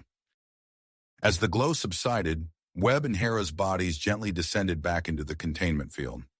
Dr. Hunter rushed forward, his medical scanner beeping urgently. "Their vital signs are stabilizing," he announced, his voice filled with a mixture of relief and anticipation. "I think they're coming back to consciousness." The room fell silent as all eyes turned to the containment field. Webb's eyelids fluttered, then slowly opened. Hera stirred beside him, their hands instinctively reaching for each other. As their fingers intertwined, a ripple of energy pulsed through the room, causing the holographic displays to flicker momentarily. Admiral Zorn stepped forward, his voice low and urgent. "Webb, Hera, can you hear me? Do you understand what's happened?" Webb's eyes, now glowing with an otherworldly light, focused on the Admiral. When he spoke, his voice seemed to echo with the weight of countless minds. "We understand, Admiral," he said, his words resonating with a newfound depth and authority, "and there is much we need to discuss." As Webb and Hera began to sit up within the containment field, the assembled team of scientists, diplomats, and military personnel leaned in, acutely aware that the next few moments could shape the future of human-Chalnoth relations and the balance of power in the galaxy. As Webb and Hera began to sit up within the containment field, their movements were slow and deliberate. The otherworldly glow in their eyes dimmed, replaced by a look of profound awareness. Dr. Hunter and Dr. Rodriguez approached cautiously, medical scanners at the ready. "Easy now," Dr. Hunter said softly, his voice barely above a whisper. "How are you feeling?" Webb and Hera turned to face each other, their gazes locked in silent communication. Without uttering a word, they seemed to convey volumes of information. Dr. Rodriguez watched in fascination as subtle expressions flitted across their faces, accompanied by minute gestures that appeared laden with meaning. Finally, Webb spoke, his voice steady but filled with a new resonance. "We are changed, Dr. Hunter. The experience was—" He paused, searching for words. "Indescribable." Hera nodded, her eyes never leaving Webb's face. "We've seen so much, learned so much. It's overwhelming, yet clarifying," Webb finished her thought. Admiral Zorn stepped forward, his posture tense but his eyes alight with curiosity. "Webb, Hera, I need to know. Do you pose any threat to this facility or its personnel?" The couple turned to face the Admiral in perfect unison, their movements fluid and synchronized. "No, Admiral," they replied in harmony. "We mean no harm.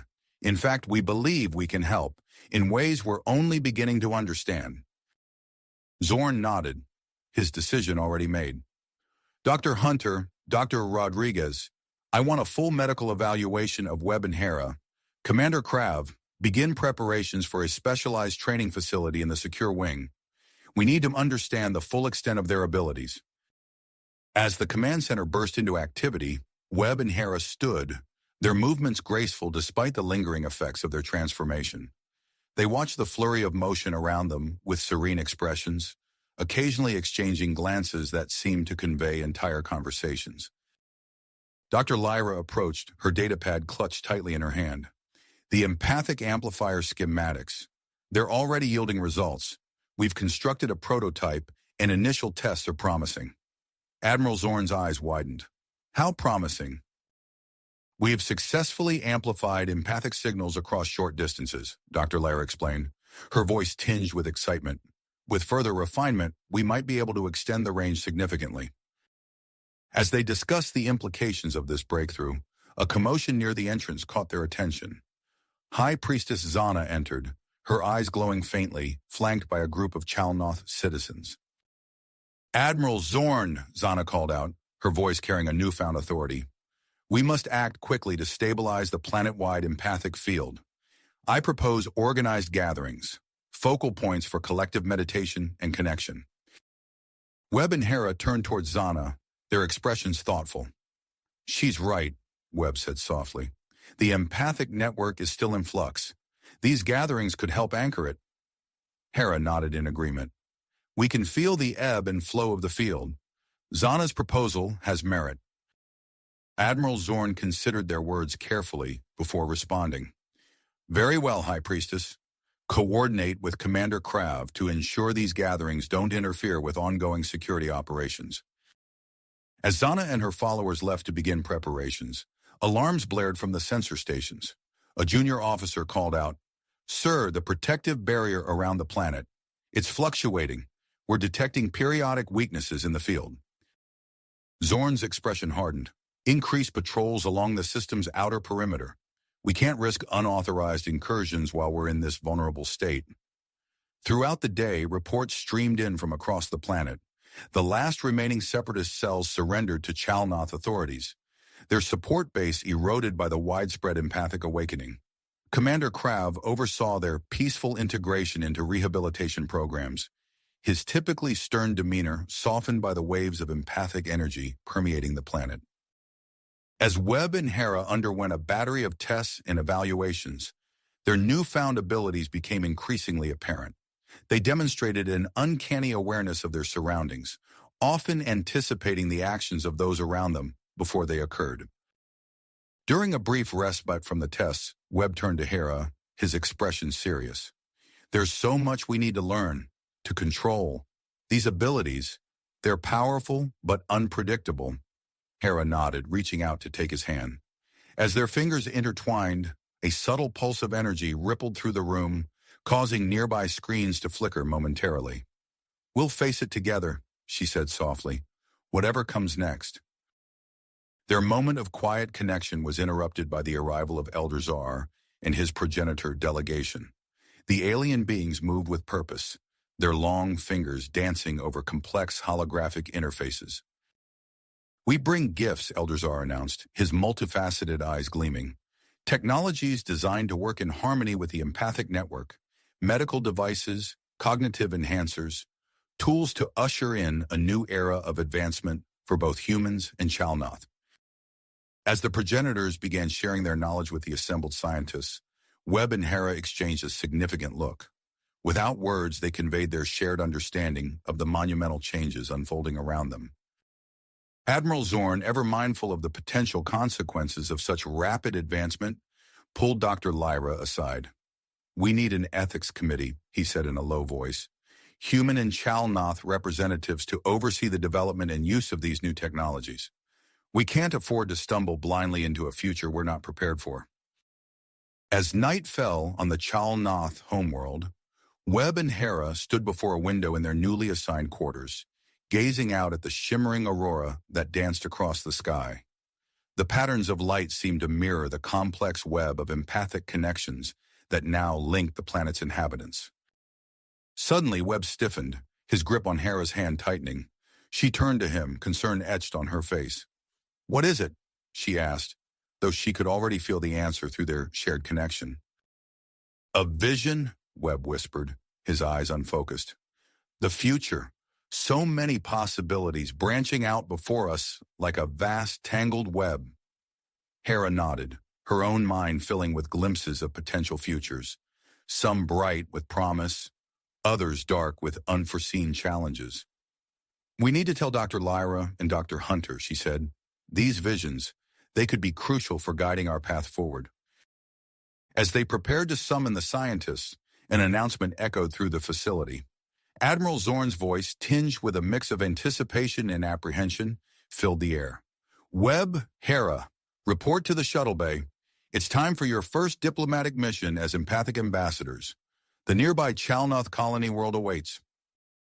The couple exchanged a look of drive, their minds already reaching out to connect with the complex tapestry of emotions and thoughts that surrounded them. As they made their way to the shuttle bay, they knew that this mission would be more than a test of their abilities. It would be a defining moment in the future of human-Chalnoth relations. The sleek modified shuttle stood ready, its systems humming with energy designed to maintain their empathic connection, even in the void of space. As Webb and Hera boarded, they felt the weight of expectation from all those gathered to see them off. Admiral Zorn and Commander Krav stood at the forefront, their expressions a mix of hope and concern. As the shuttle's engines ignited, casting a blue glow across the bay, Webb and Hera settled into their seats, their hands clasped tightly together. The shuttle rose smoothly, carrying them towards an uncertain future, filled with both immense potential and daunting challenges. As they broke through the planet's atmosphere, the vast expanse of space opened up before them, a canvas upon which the next chapter of their extraordinary journey would be written. As the shuttle ascended through the upper atmosphere, Webb and Hera gazed out at the stars, their minds buzzing with anticipation and the weight of their newfound responsibilities. Suddenly, Webb's eyes widened, and he turned to Hera. "Do you feel that?" he whispered, his voice filled with wonder. Hera nodded, her expression mirroring his amazement. "It's as if we're reaching beyond the shuttle." Their empathic abilities, already extraordinary, began to expand in ways they hadn't anticipated. The couple found themselves connecting not just with each other, but with the shuttle's crew and the vast expanse of space surrounding them. They sensed the pilot's steady concentration, the navigator's quiet excitement, and even the faint echoes of distant stellar bodies. Captain Vren, a seasoned Chalnoth space veteran, noticed the change immediately. The air in the shuttle seemed to vibrate with an invisible energy, and the crew's movements became more synchronized, as if guided by an unseen hand. "Command Center, this is Shuttle Epsilon," Vren called, his voice taut with a mix of awe and concern. "We're experiencing some unusual phenomena with our passengers, requesting immediate data uplink for analysis." Back on the Chalnoth homeworld, Admiral Zorn received the transmission with a furrowed brow. He turned to Dr. Lyra, who was already poring over the incoming data streams. "Doctor, what are we looking at here?" Dr. Lyra's fingers flew over her holographic interface, her eyes widening as she processed the information. "It's remarkable, Admiral. Webb and Hera's empathic field appears to be expanding exponentially. They're connecting with the crew, the shuttle systems, and, sir, they're sensing objects well beyond our standard detection range." Zorn nodded, his mind racing with the implications. "Assemble a research team immediately. I want a full battery of tests ready for when they return. This could change everything about our approach to space exploration and communication." As the shuttle approached the Chalnoth colony world, Webb and Hera's expanded awareness allowed them to sense the planet long before it became visible through the viewports. They felt the collective consciousness of the colony's inhabitants, a swirling mass of emotions and thoughts that grew more distinct with each passing moment. The shuttle touched down on the landing pad, where a small delegation awaited them. At its head stood Governor Lixara, her tall, lean frame rigid with barely concealed skepticism.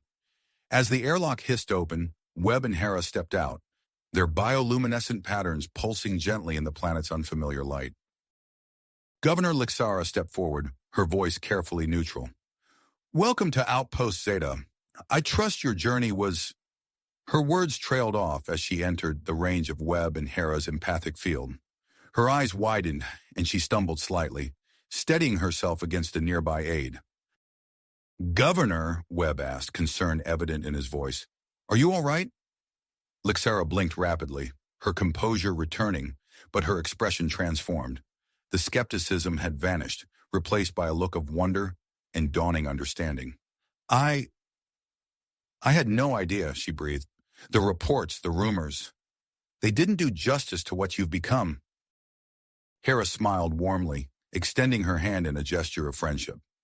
"We're still learning ourselves, Governor, but we're here to help your people understand and integrate into the empathic network."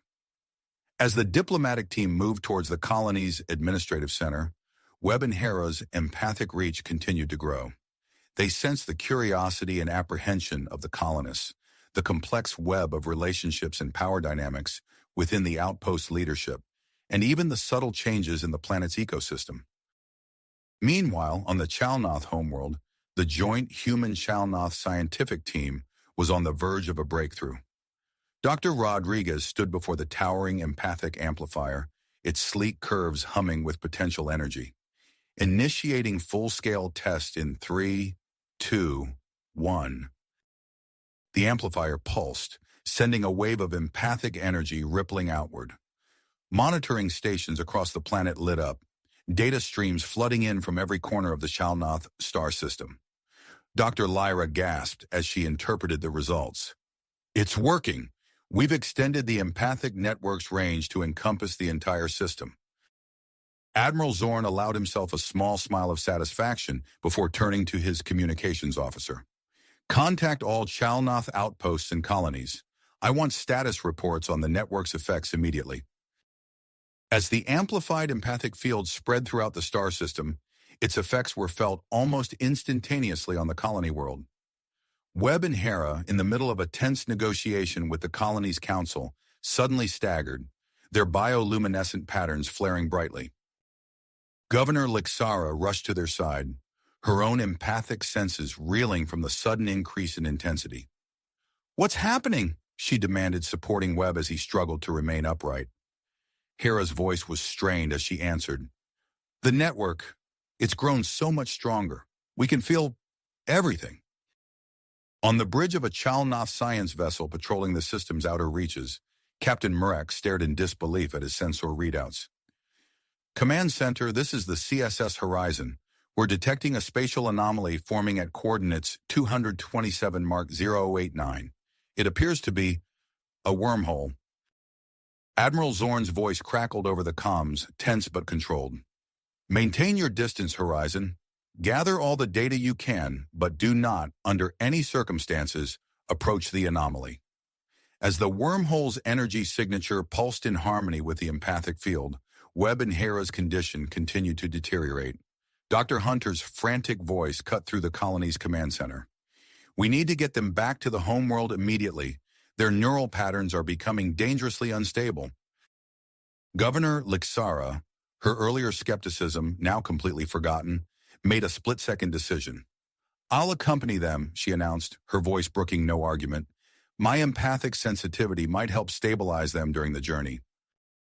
As they rushed to prepare for emergency departure, the empathic amplifier on the homeworld surged, overloading from the intense feedback. The resulting energy pulse swept across the planet, plunging millions of Chalnoth into a shared vision of breathtaking clarity. Cities of impossible architecture stretched across the stars, connected by shimmering threads of empathic energy. Countless beings, their forms both familiar and alien, moved in perfect harmony, their collective consciousness spanning galaxies. For a brief, tantalizing moment, the Chalnoth glimpsed their potential future, a civilization of unimaginable advancement and unity. The vision faded as quickly as it had appeared, leaving the population in a state of awe and excitement. But for Webb and Hera, the strain had become nearly unbearable. As their shuttle raced back towards the homeworld, Governor Lixara watched with growing alarm as their bioluminescent patterns flickered erratically. Drawing on her own newly awakened empathic abilities, Lixara reached out, forming a tentative mental link with the struggling couple. The connection flared to life, creating a triadic empathic bond that seemed to stabilize Webb and Hera, if only temporarily. "Hold on," Lixara urged them, her voice tight with concentration. "We're almost there." As the shuttle entered the planet's atmosphere, Dr. Hunter and his team of human and progenitor medical experts rushed to make final preparations. The experimental treatment they had devised was risky, but it represented Webb and Hera's best hope for survival. The shuttle touched down with a jolt, and emergency personnel swarmed the landing pad. As Webb and Hera were rushed towards the waiting medical team, their fate, in the future of the human-Chalnoth alliance, hung in the balance. Dr. Hunter's voice cut through the chaos as he directed his team. "Prepare the stabilization chamber. We need to harmonize their physiology with the amplified field before. Immediately." The medical team worked with practiced efficiency, their movements swift and precise as they transferred Webb and Hera onto hovering gurneys. Dr. Hunter's voice rang out over the commotion. "Initiate Phase 1 of the harmonization protocol. Monitor their synaptic responses closely." As the gurneys glided towards the specialized treatment chamber, Governor Lixara stumbled, her face pale with exhaustion. A nearby medic caught her arm, steadying her. "Governor, you need medical attention as well," the medic insisted, guiding her towards a separate bay. Lixara nodded weakly, her eyes never leaving Webb and Hera as they disappeared behind the chamber's sealed doors. Inside the treatment room, a symphony of advanced technology hummed to life. Progenitor medical devices, sleek and otherworldly, interfaced seamlessly with human and Chalnoth equipment. Dr. Hunter stood at the central console, his fingers dancing across holographic controls. "Commencing energy pulse sequence," he announced, his voice tense with concentration. The air in the chamber shimmered as carefully calibrated waves of energy enveloped Webb and Hera. Their bioluminescent patterns, which had been flickering erratically, began to pulse in a more steady rhythm.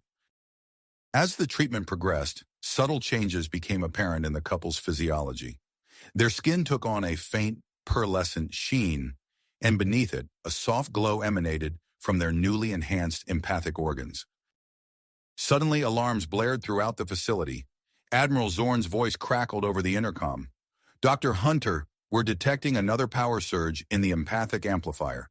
Status report, now." Hunter's eyes darted between his patients and the incoming data streams. "The surge is more controlled this time, Admiral. It appears to be extending the range of the network." In the command center, Zorn watched as holographic displays lit up, showing the expanding reach of the empathic field. Reports flooded in from Chalnoth ships in nearby sectors, their crews experiencing a sudden rush of shared consciousness. "Assemble a task force immediately," Zorn ordered his aide. "We need to assess the strategic implications of this development." Meanwhile, in the planet's largest city, High Priestess Zana stood before a sea of Chalnoth citizens. Her voice rang out, clear and powerful. "Focus your minds, open your hearts. Let us join in the great tapestry of consciousness." As millions of Chalnoth entered a state of deep meditation, the empathic field surged once more. In the treatment chamber, Webb and Hera's bodies arched, their bioluminescent patterns flaring brightly. Dr. Hunter gasped. "Incredible! The collective focus is accelerating their recovery. Their connection to the network is evolving." Hours passed in a flurry of activity. As Webb and Hera's condition stabilized, Dr. Hunter noticed anomalous readings on his monitors. "Admiral," he called, "I'm detecting unusual energy signatures from the wormhole." Zorn's response was immediate. "I'm dispatching a science team to investigate. Dr. Lyre will lead the expedition." As the specially shielded vessel approached the wormhole, Dr. Lyra's voice crackled over the comms. "Command, we're picking up faint signals from the other side. They seem to be resonating with our empathic network." Back in the medical bay, Webb's eyes fluttered open. followed moments later by Hera's. Their gazes met, a silent understanding passing between them. "Dr. Hunter," Webb said, his voice hoarse but steady, "we can sense the signals. They're calling to us." Hera nodded, adding, "It's more than that. We can feel the entire network now, across the whole system." Admiral Zorn entered the room, his expression a mix of relief and concern. "I'm glad to see you both conscious. We have a situation developing that requires your unique abilities." He briefed them on the wormhole developments and the plan to send a probe through. "We need empathic anchors to maintain contact with the probe.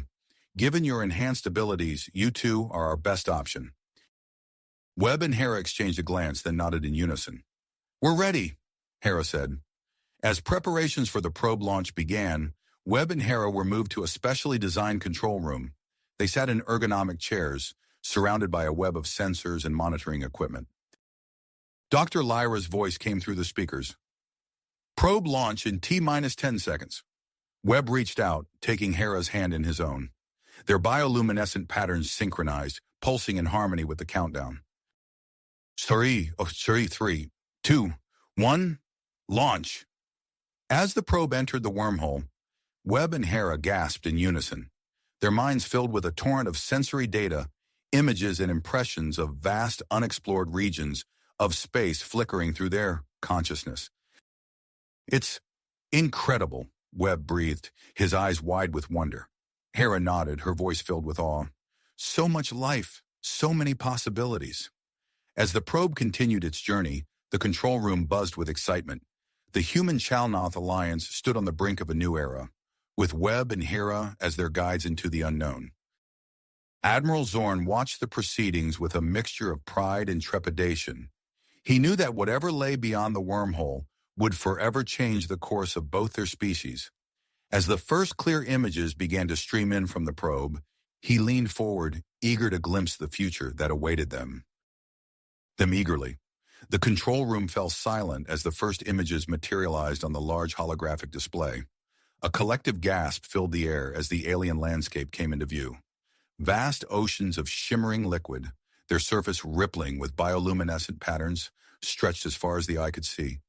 Floating above these oceans were massive, crystalline structures that seemed to defy gravity, their facets refracting light in mesmerizing ways.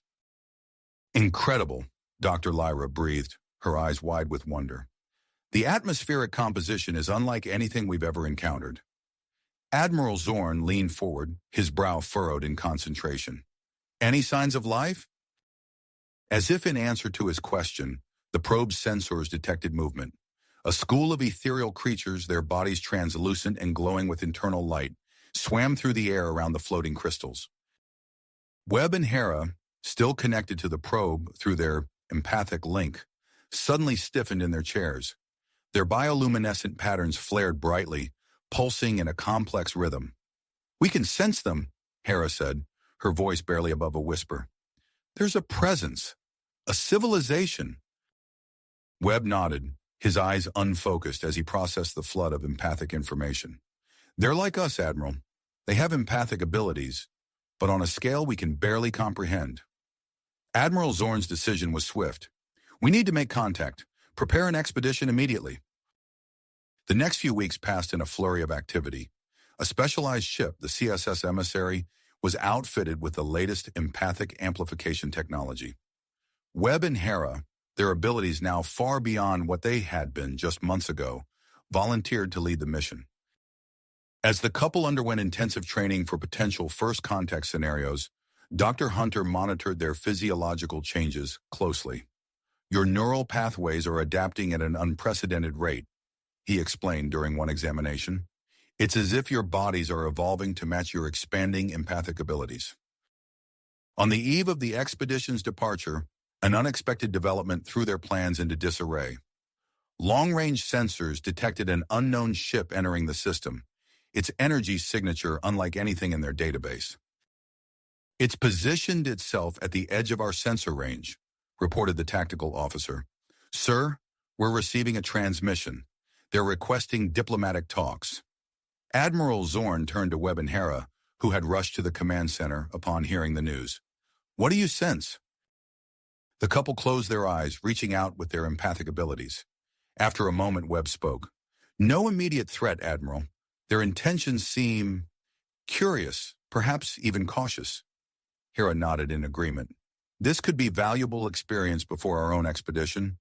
I recommend we agree to a meeting. Zorn considered their advice, then made his decision. Very well. Prepare the neutral space station for diplomatic reception. Webb, Hera, I want you there as empathic translators. Hours later, the delegation from the unknown ship boarded the space station. Led by Ambassador Zira, a tall, elegant female with iridescent skin, the aliens introduced themselves as the Lyrans. As Webb and Hera facilitated communication between the three species, they found their empathic abilities intensifying. Subtle emotional cues and unspoken intentions became clear, allowing them to bridge cultural gaps with unprecedented ease. We've been observing your system for some time, Ambassador Zira explained, her voice melodious and soothing. Your recent empathic advancements caught our attention. We believe there is much we can learn from each other. As the negotiations progressed, a preliminary alliance began to take shape. The Lyrans offered to share their advanced empathic technology in exchange for permission to study the wormhole and participate in the upcoming expedition. Admiral Zorn, recognizing the potential benefits, agreed to the terms. This marks a new era of cooperation, he declared, his voice filled with cautious optimism. The integration of Lyran technology with the existing empathic network had an immediate and profound effect on Webb and Hera. Their empathic range expanded exponentially, allowing them to sense emotions and intentions across vast distances of space. Concerned by these rapid changes, Dr. Hunter conducted a thorough medical examination of the couple. His findings left him astounded. Your physiology has undergone further alterations, he explained, showing them holographic scans of their neural structures. These new pathways, the changes in your empathic organ, you're becoming something entirely new, a hybrid capable of bridging multiple species.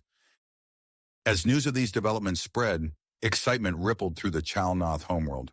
High Priestess Sana organized a massive ceremony, drawing millions of Chalnoth to celebrate the expanding alliance and the evolutionary leaps being made.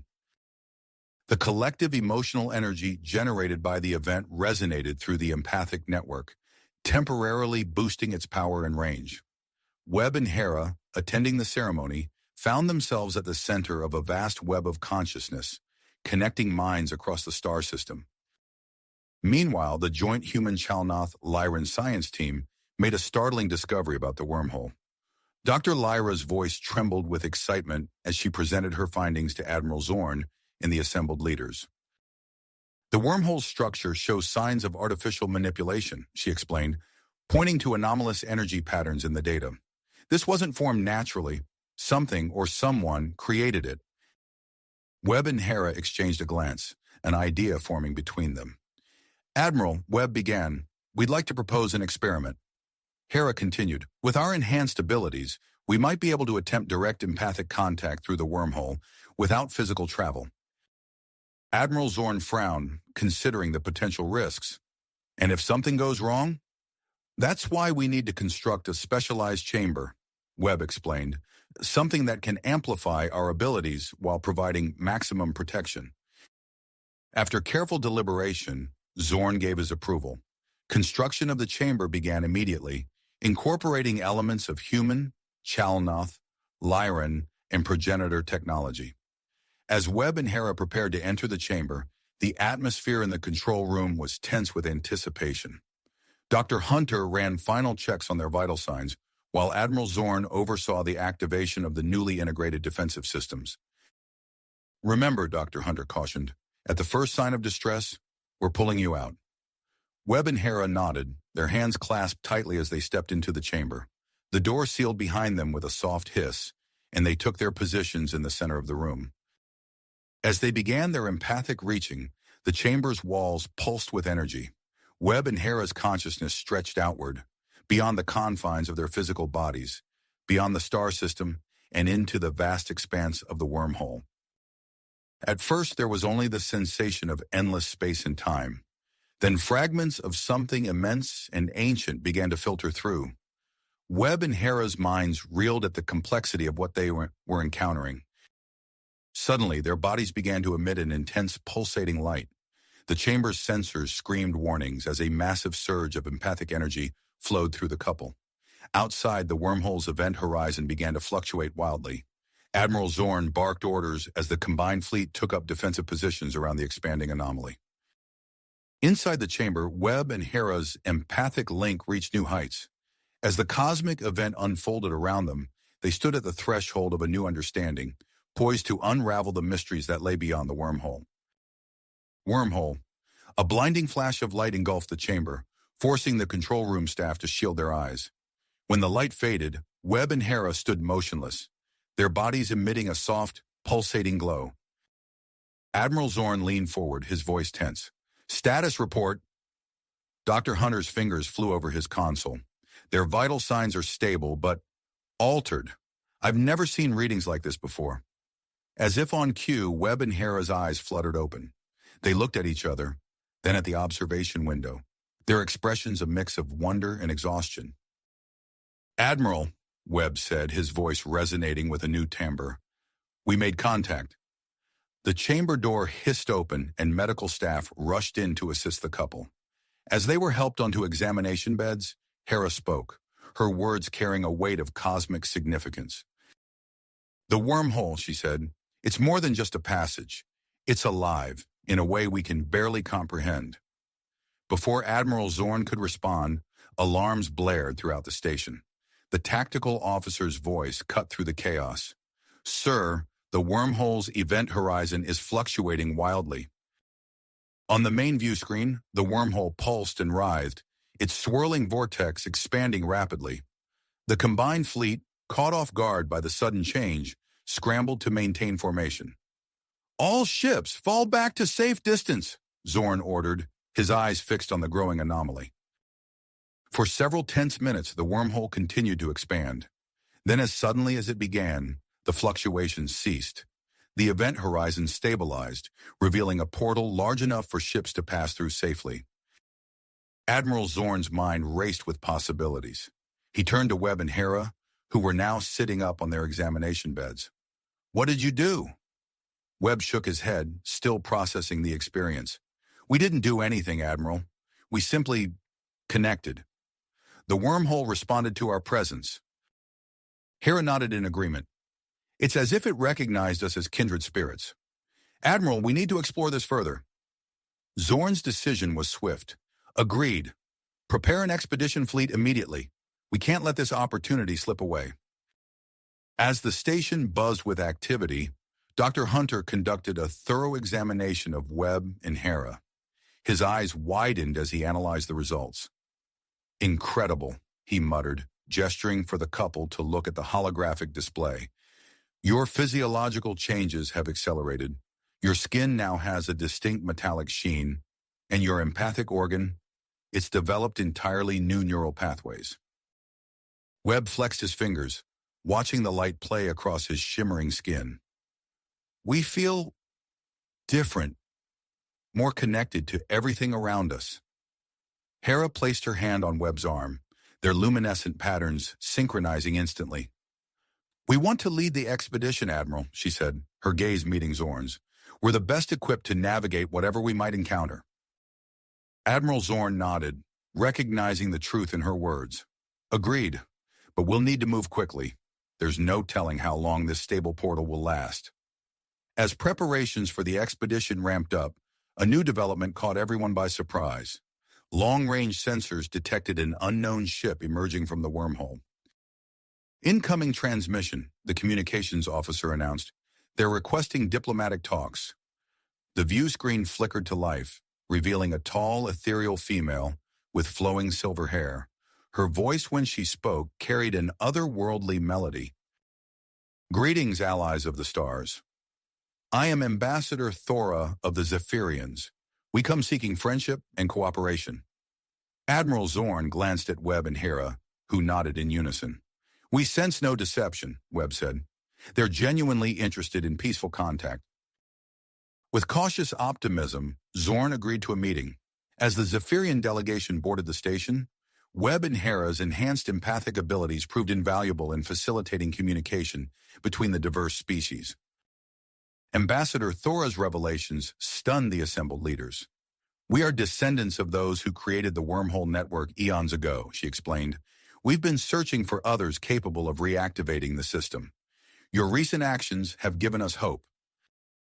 The implications were staggering. Admiral Zorn leaned forward, his voice filled with carefully controlled excitement. "What exactly are you proposing, Ambassador?" Thora's silver eyes gleamed. "A joint mission to explore and reactivate the wormhole network. We offer our knowledge and technology in exchange for your cooperation and the unique abilities of your empathic individuals." As the Alliance leadership deliberated, Webb and Hera found themselves at the center of a whirlwind of activity. Engineers from all species worked tirelessly to integrate Saphirian technology with existing ships, creating a hybrid fleet capable of long-range wormhole travel. The couple underwent intensive training, their empathic abilities proving crucial in interfacing with the advanced Saphirian systems. With each passing day, their connection to the technology and to each other grew stronger. On the eve of the expedition's launch, High Priestess Zana organized a massive ceremony on the Shalnoth homeworld. Millions gathered to witness Webb and Hera's official appointment as ambassadors of the Empathic Alliance. As the couple stood before the assembled crowd, their bodies shimmering with an otherworldly glow, Webb felt a surge of emotion. He turned to Hera, their hands intertwined. "Ready for our next great adventure?" he asked, his voice carrying through the empathic network. Hera's response resonated with perseverance and hope. "Always. Together we'll unlock the secrets of the universe." With a final nod to Admiral Zorn, Webb and Hera boarded the newly christened flagship, the Empathic Voyager. As the ship's engines hummed to life, they took their positions on the bridge, their empathic fields expanding to encompass the entire crew. The Empathic Voyager moved into position, leading the joint expedition fleet toward the stabilized wormhole. Webb and Hera focused their abilities, sensing the complex energy flows of the network. "Initiating wormhole jump sequence," Webb announced, his voice steady despite the magnitude of the moment. As the ships entered the swirling vortex of energy, Webb and Hera's consciousness expanded, encompassing the vast network of connections that span the universe. The fate of multiple civilizations now rested on their shoulders as they embarked on a journey to unlock the secrets of the ancient wormhole builders. The Empathic Voyager surged forward, leading the fleet into the unknown. As the familiar star systems faded from view, replaced by the mesmerizing patterns of wormhole space, Webb and Hera shared a moment of silent communication. Whatever challenges lay ahead, they would face them together, as pioneers of a new era of interstellar exploration and cooperation. Cooperation and understanding. The Empathic Voyager plunged into the swirling vortex of the wormhole, leading the joint expedition fleet into uncharted territory.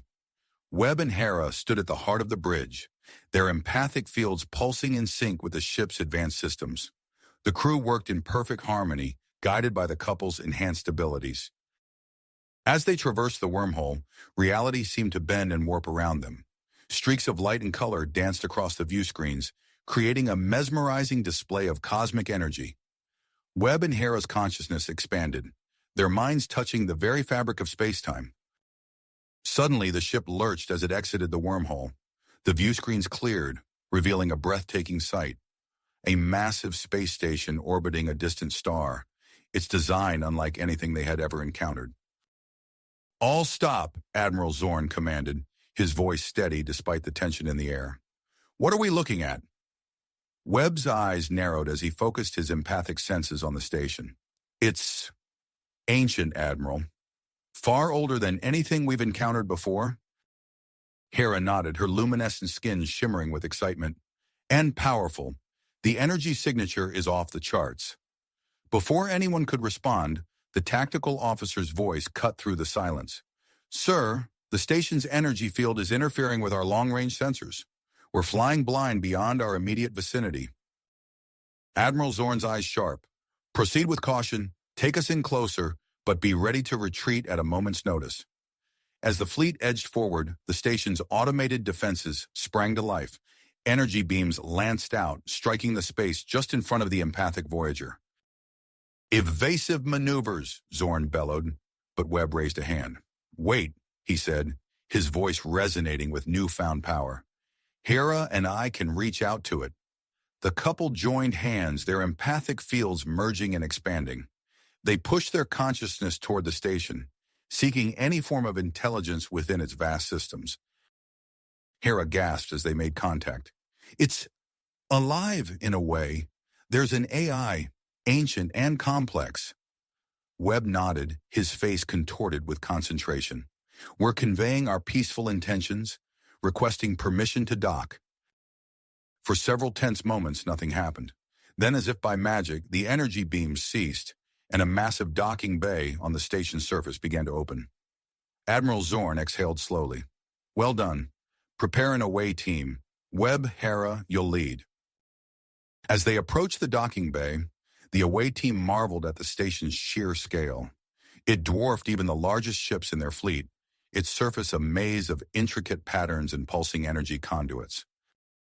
The moment they stepped off the shuttle, Webb and Hera realized they had entered another world entirely. The docking bay opened into a vast, self-contained ecosystem.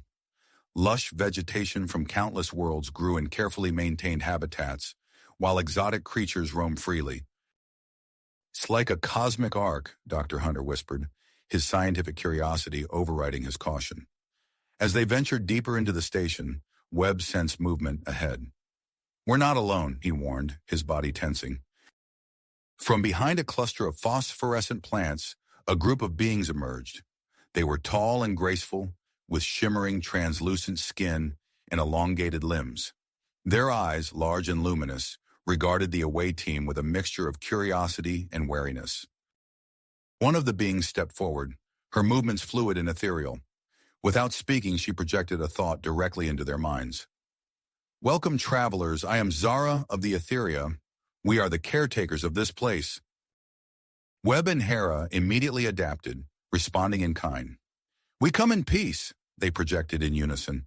"We seek knowledge and cooperation." Zara's eyes widened slightly. "You have the gift of empathy. It has been long since we encountered beings with such potential." She gestured for them to follow, leading the group deeper into the station. As they walked, Zara's voice echoed in their minds. "This station is the central hub of the wormhole network. We have safeguarded it for millennia, waiting for worthy successors to the original builders." They entered a vast chamber filled with pulsing energy conduits and holographic displays. Zara turned to face Webb and Hera, her expression solemn. "You two have shown great promise, but to access the hub's full capabilities, you must prove your worthiness. Are you prepared to face the trials?" Webb and Hera exchanged a glance, their empathic bond conveying volumes in an instant. They turned back to Zara and nodded in unison. "We are ready," Webb said aloud, his voice firm with commitment. Zara's form seemed to shimmer with approval. "Then let us begin. The fate of the wormhole network, and perhaps the future of interstellar civilization, rests in your hands." As Zara led Webb and Hera toward the first trial, the rest of the away team spread out to explore the station under the watchful eyes of the Etheria. Dr. Hunter, his scientific curiosity piqued, found himself drawn to what appeared to be a medical bay. The trials ahead would push Webb and Hera to their limits, testing not only their empathic abilities, but their capacity for cooperation, quick thinking, and moral judgment. As they stepped into the first chamber, the couple felt the weight of responsibility settle upon them. Whatever challenges lay ahead, they would face them together, their bond stronger than ever.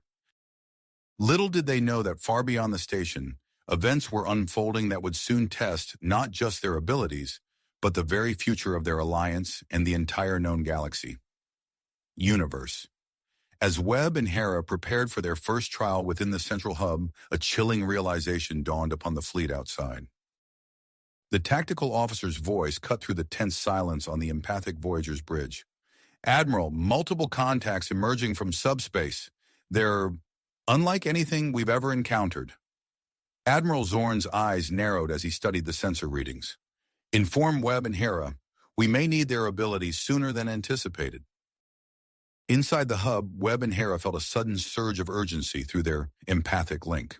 They exchanged a glance, their hybrid forms shimmering with hardly restrained energy. "Something's wrong," Webb communicated silently to Hera. Before they could investigate further, Zara's ethereal voice filled their minds. "The Voidborn approach. You must complete the trials quickly if we are to defend against this threat." The couple nodded in unison, their drive palpable.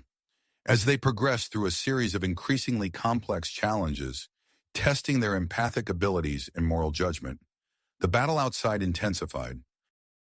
The Voidborn ships, massive and otherworldly, engaged the Alliance fleet with weapons that seemed to defy the laws of physics. Energy beams warped space-time itself, creating localized singularities that threatened to tear apart anything caught in their path. As Webb and Hera completed the final trial, a blinding light enveloped them. When it faded, they found themselves transformed. Their bodies had become a perfect fusion of organic matter and energy, pulsing with the power of the hub itself. Zara's voice echoed in their minds once more. "You have proven yourselves worthy. The full power of the hub is now at your disposal." Without hesitation, Webb and Hera reached out with their enhanced abilities, connecting deeply with the station systems. Through this link, they gained an unprecedented understanding of the wormhole network and its manipulation. Outside, the Alliance fleet was on the verge of defeat. The Voidborn's superior technology had decimated their defenses, and hope was fading fast. Suddenly, the space around the battling ships began to shift and distort. Webb and Hera, now in full control of the hub's capabilities, initiated a series of precise wormhole manipulations. They created a complex network of spatial distortions, effectively trapping the remaining Voidborn ships.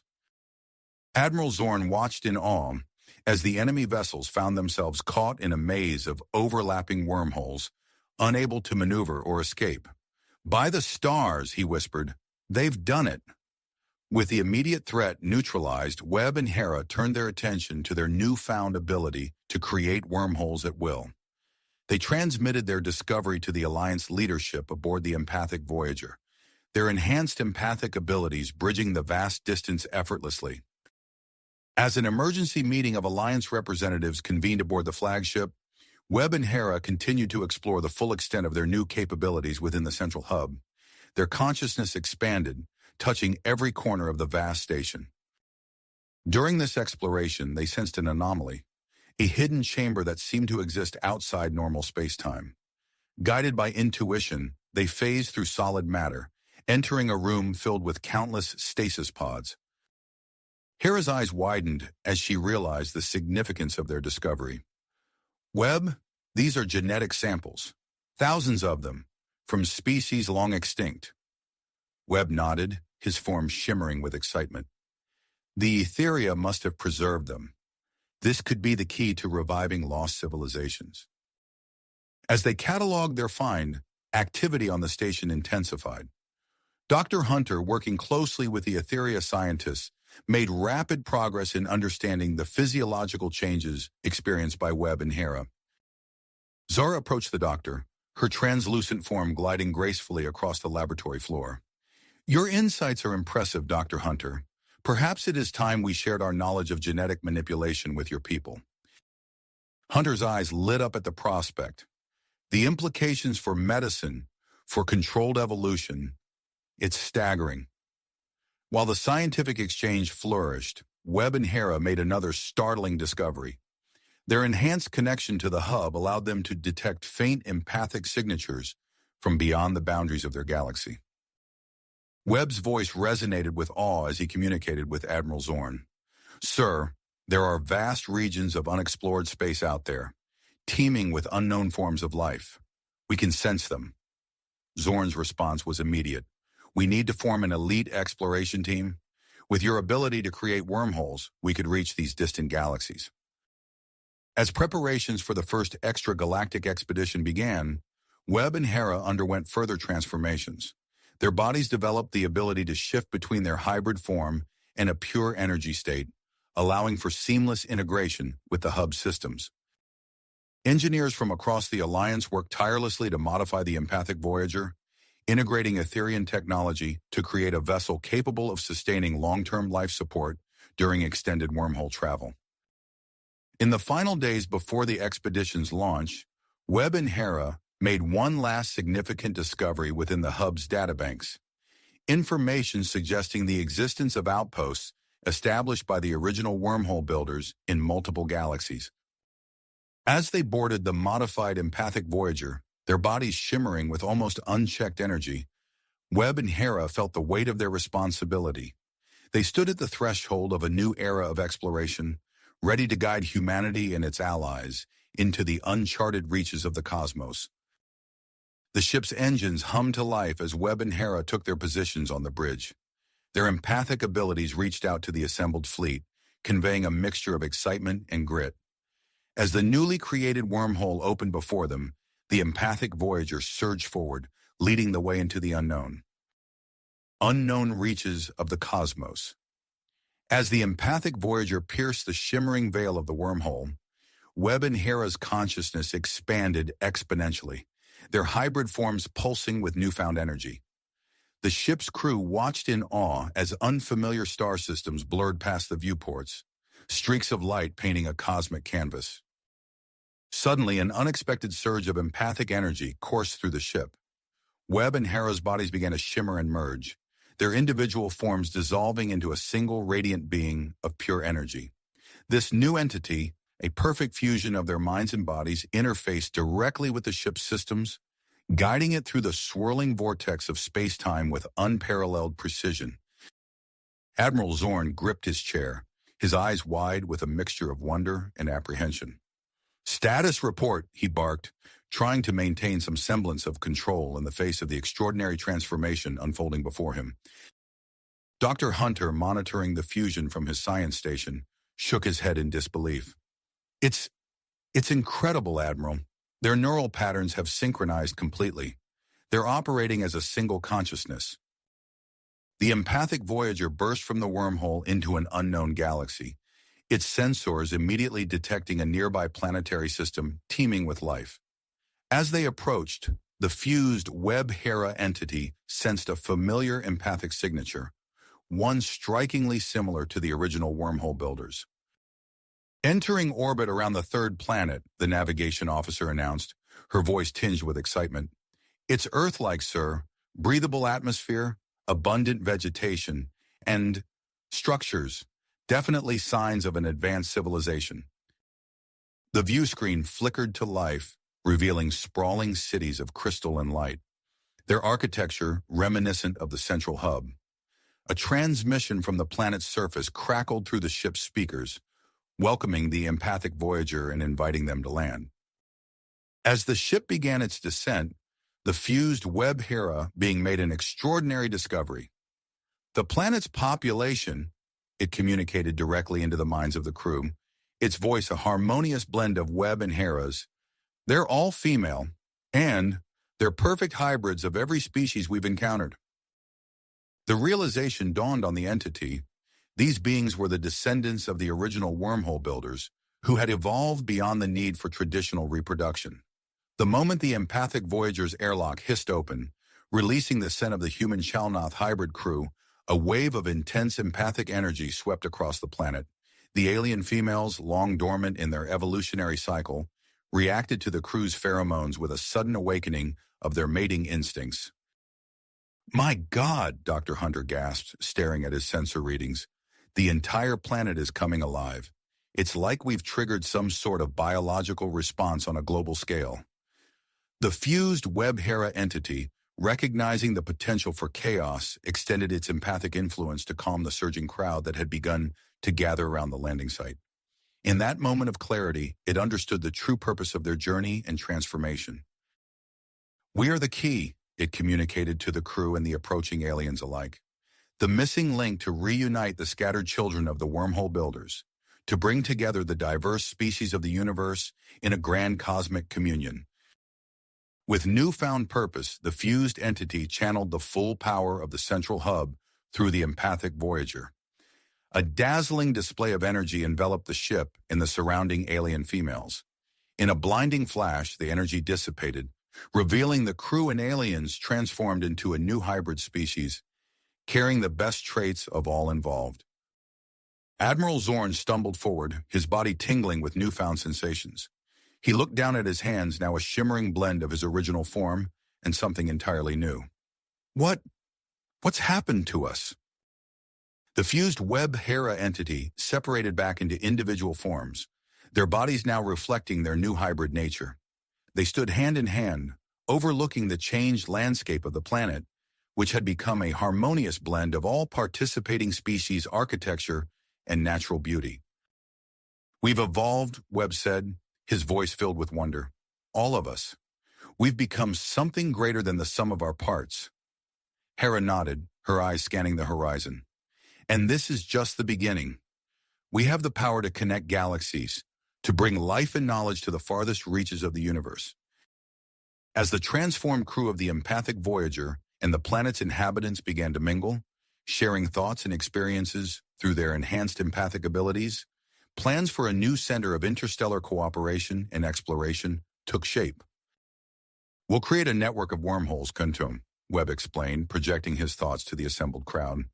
"Connecting distant galaxies, facilitating the exchange of knowledge and culture on an unprecedented scale."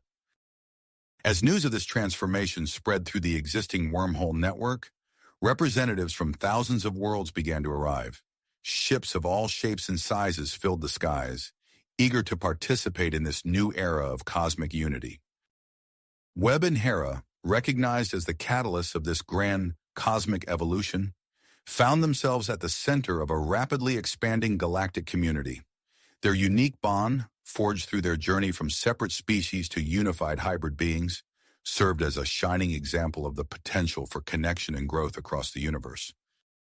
As the sun set on this momentous day, Webb and Hera stood atop a crystal spire, surrounded by the diverse beings of their new galactic family. They gazed out at the star-filled sky, their empathic bond resonating with the infinite possibilities that lay ahead. "What do you think comes next?" Hera asked, her hand intertwined with Webb's. Webb smiled, his eyes reflecting the light of distant stars. "I'm not sure," he replied, "but whatever it is, we'll face it together, all of us." As night fell on this new world of unity and possibility, the transformed beings of the empathic Voyager and their alien host began preparations for the next phase of their cosmic journey. The universe, vast and full of wonders, awaited their exploration. You have reached the end of the story. If you enjoyed this story and want to support us, please leave a like and subscribe to our channel, and for every comment that says 88, I will heart every single one of them. Thank you for your time.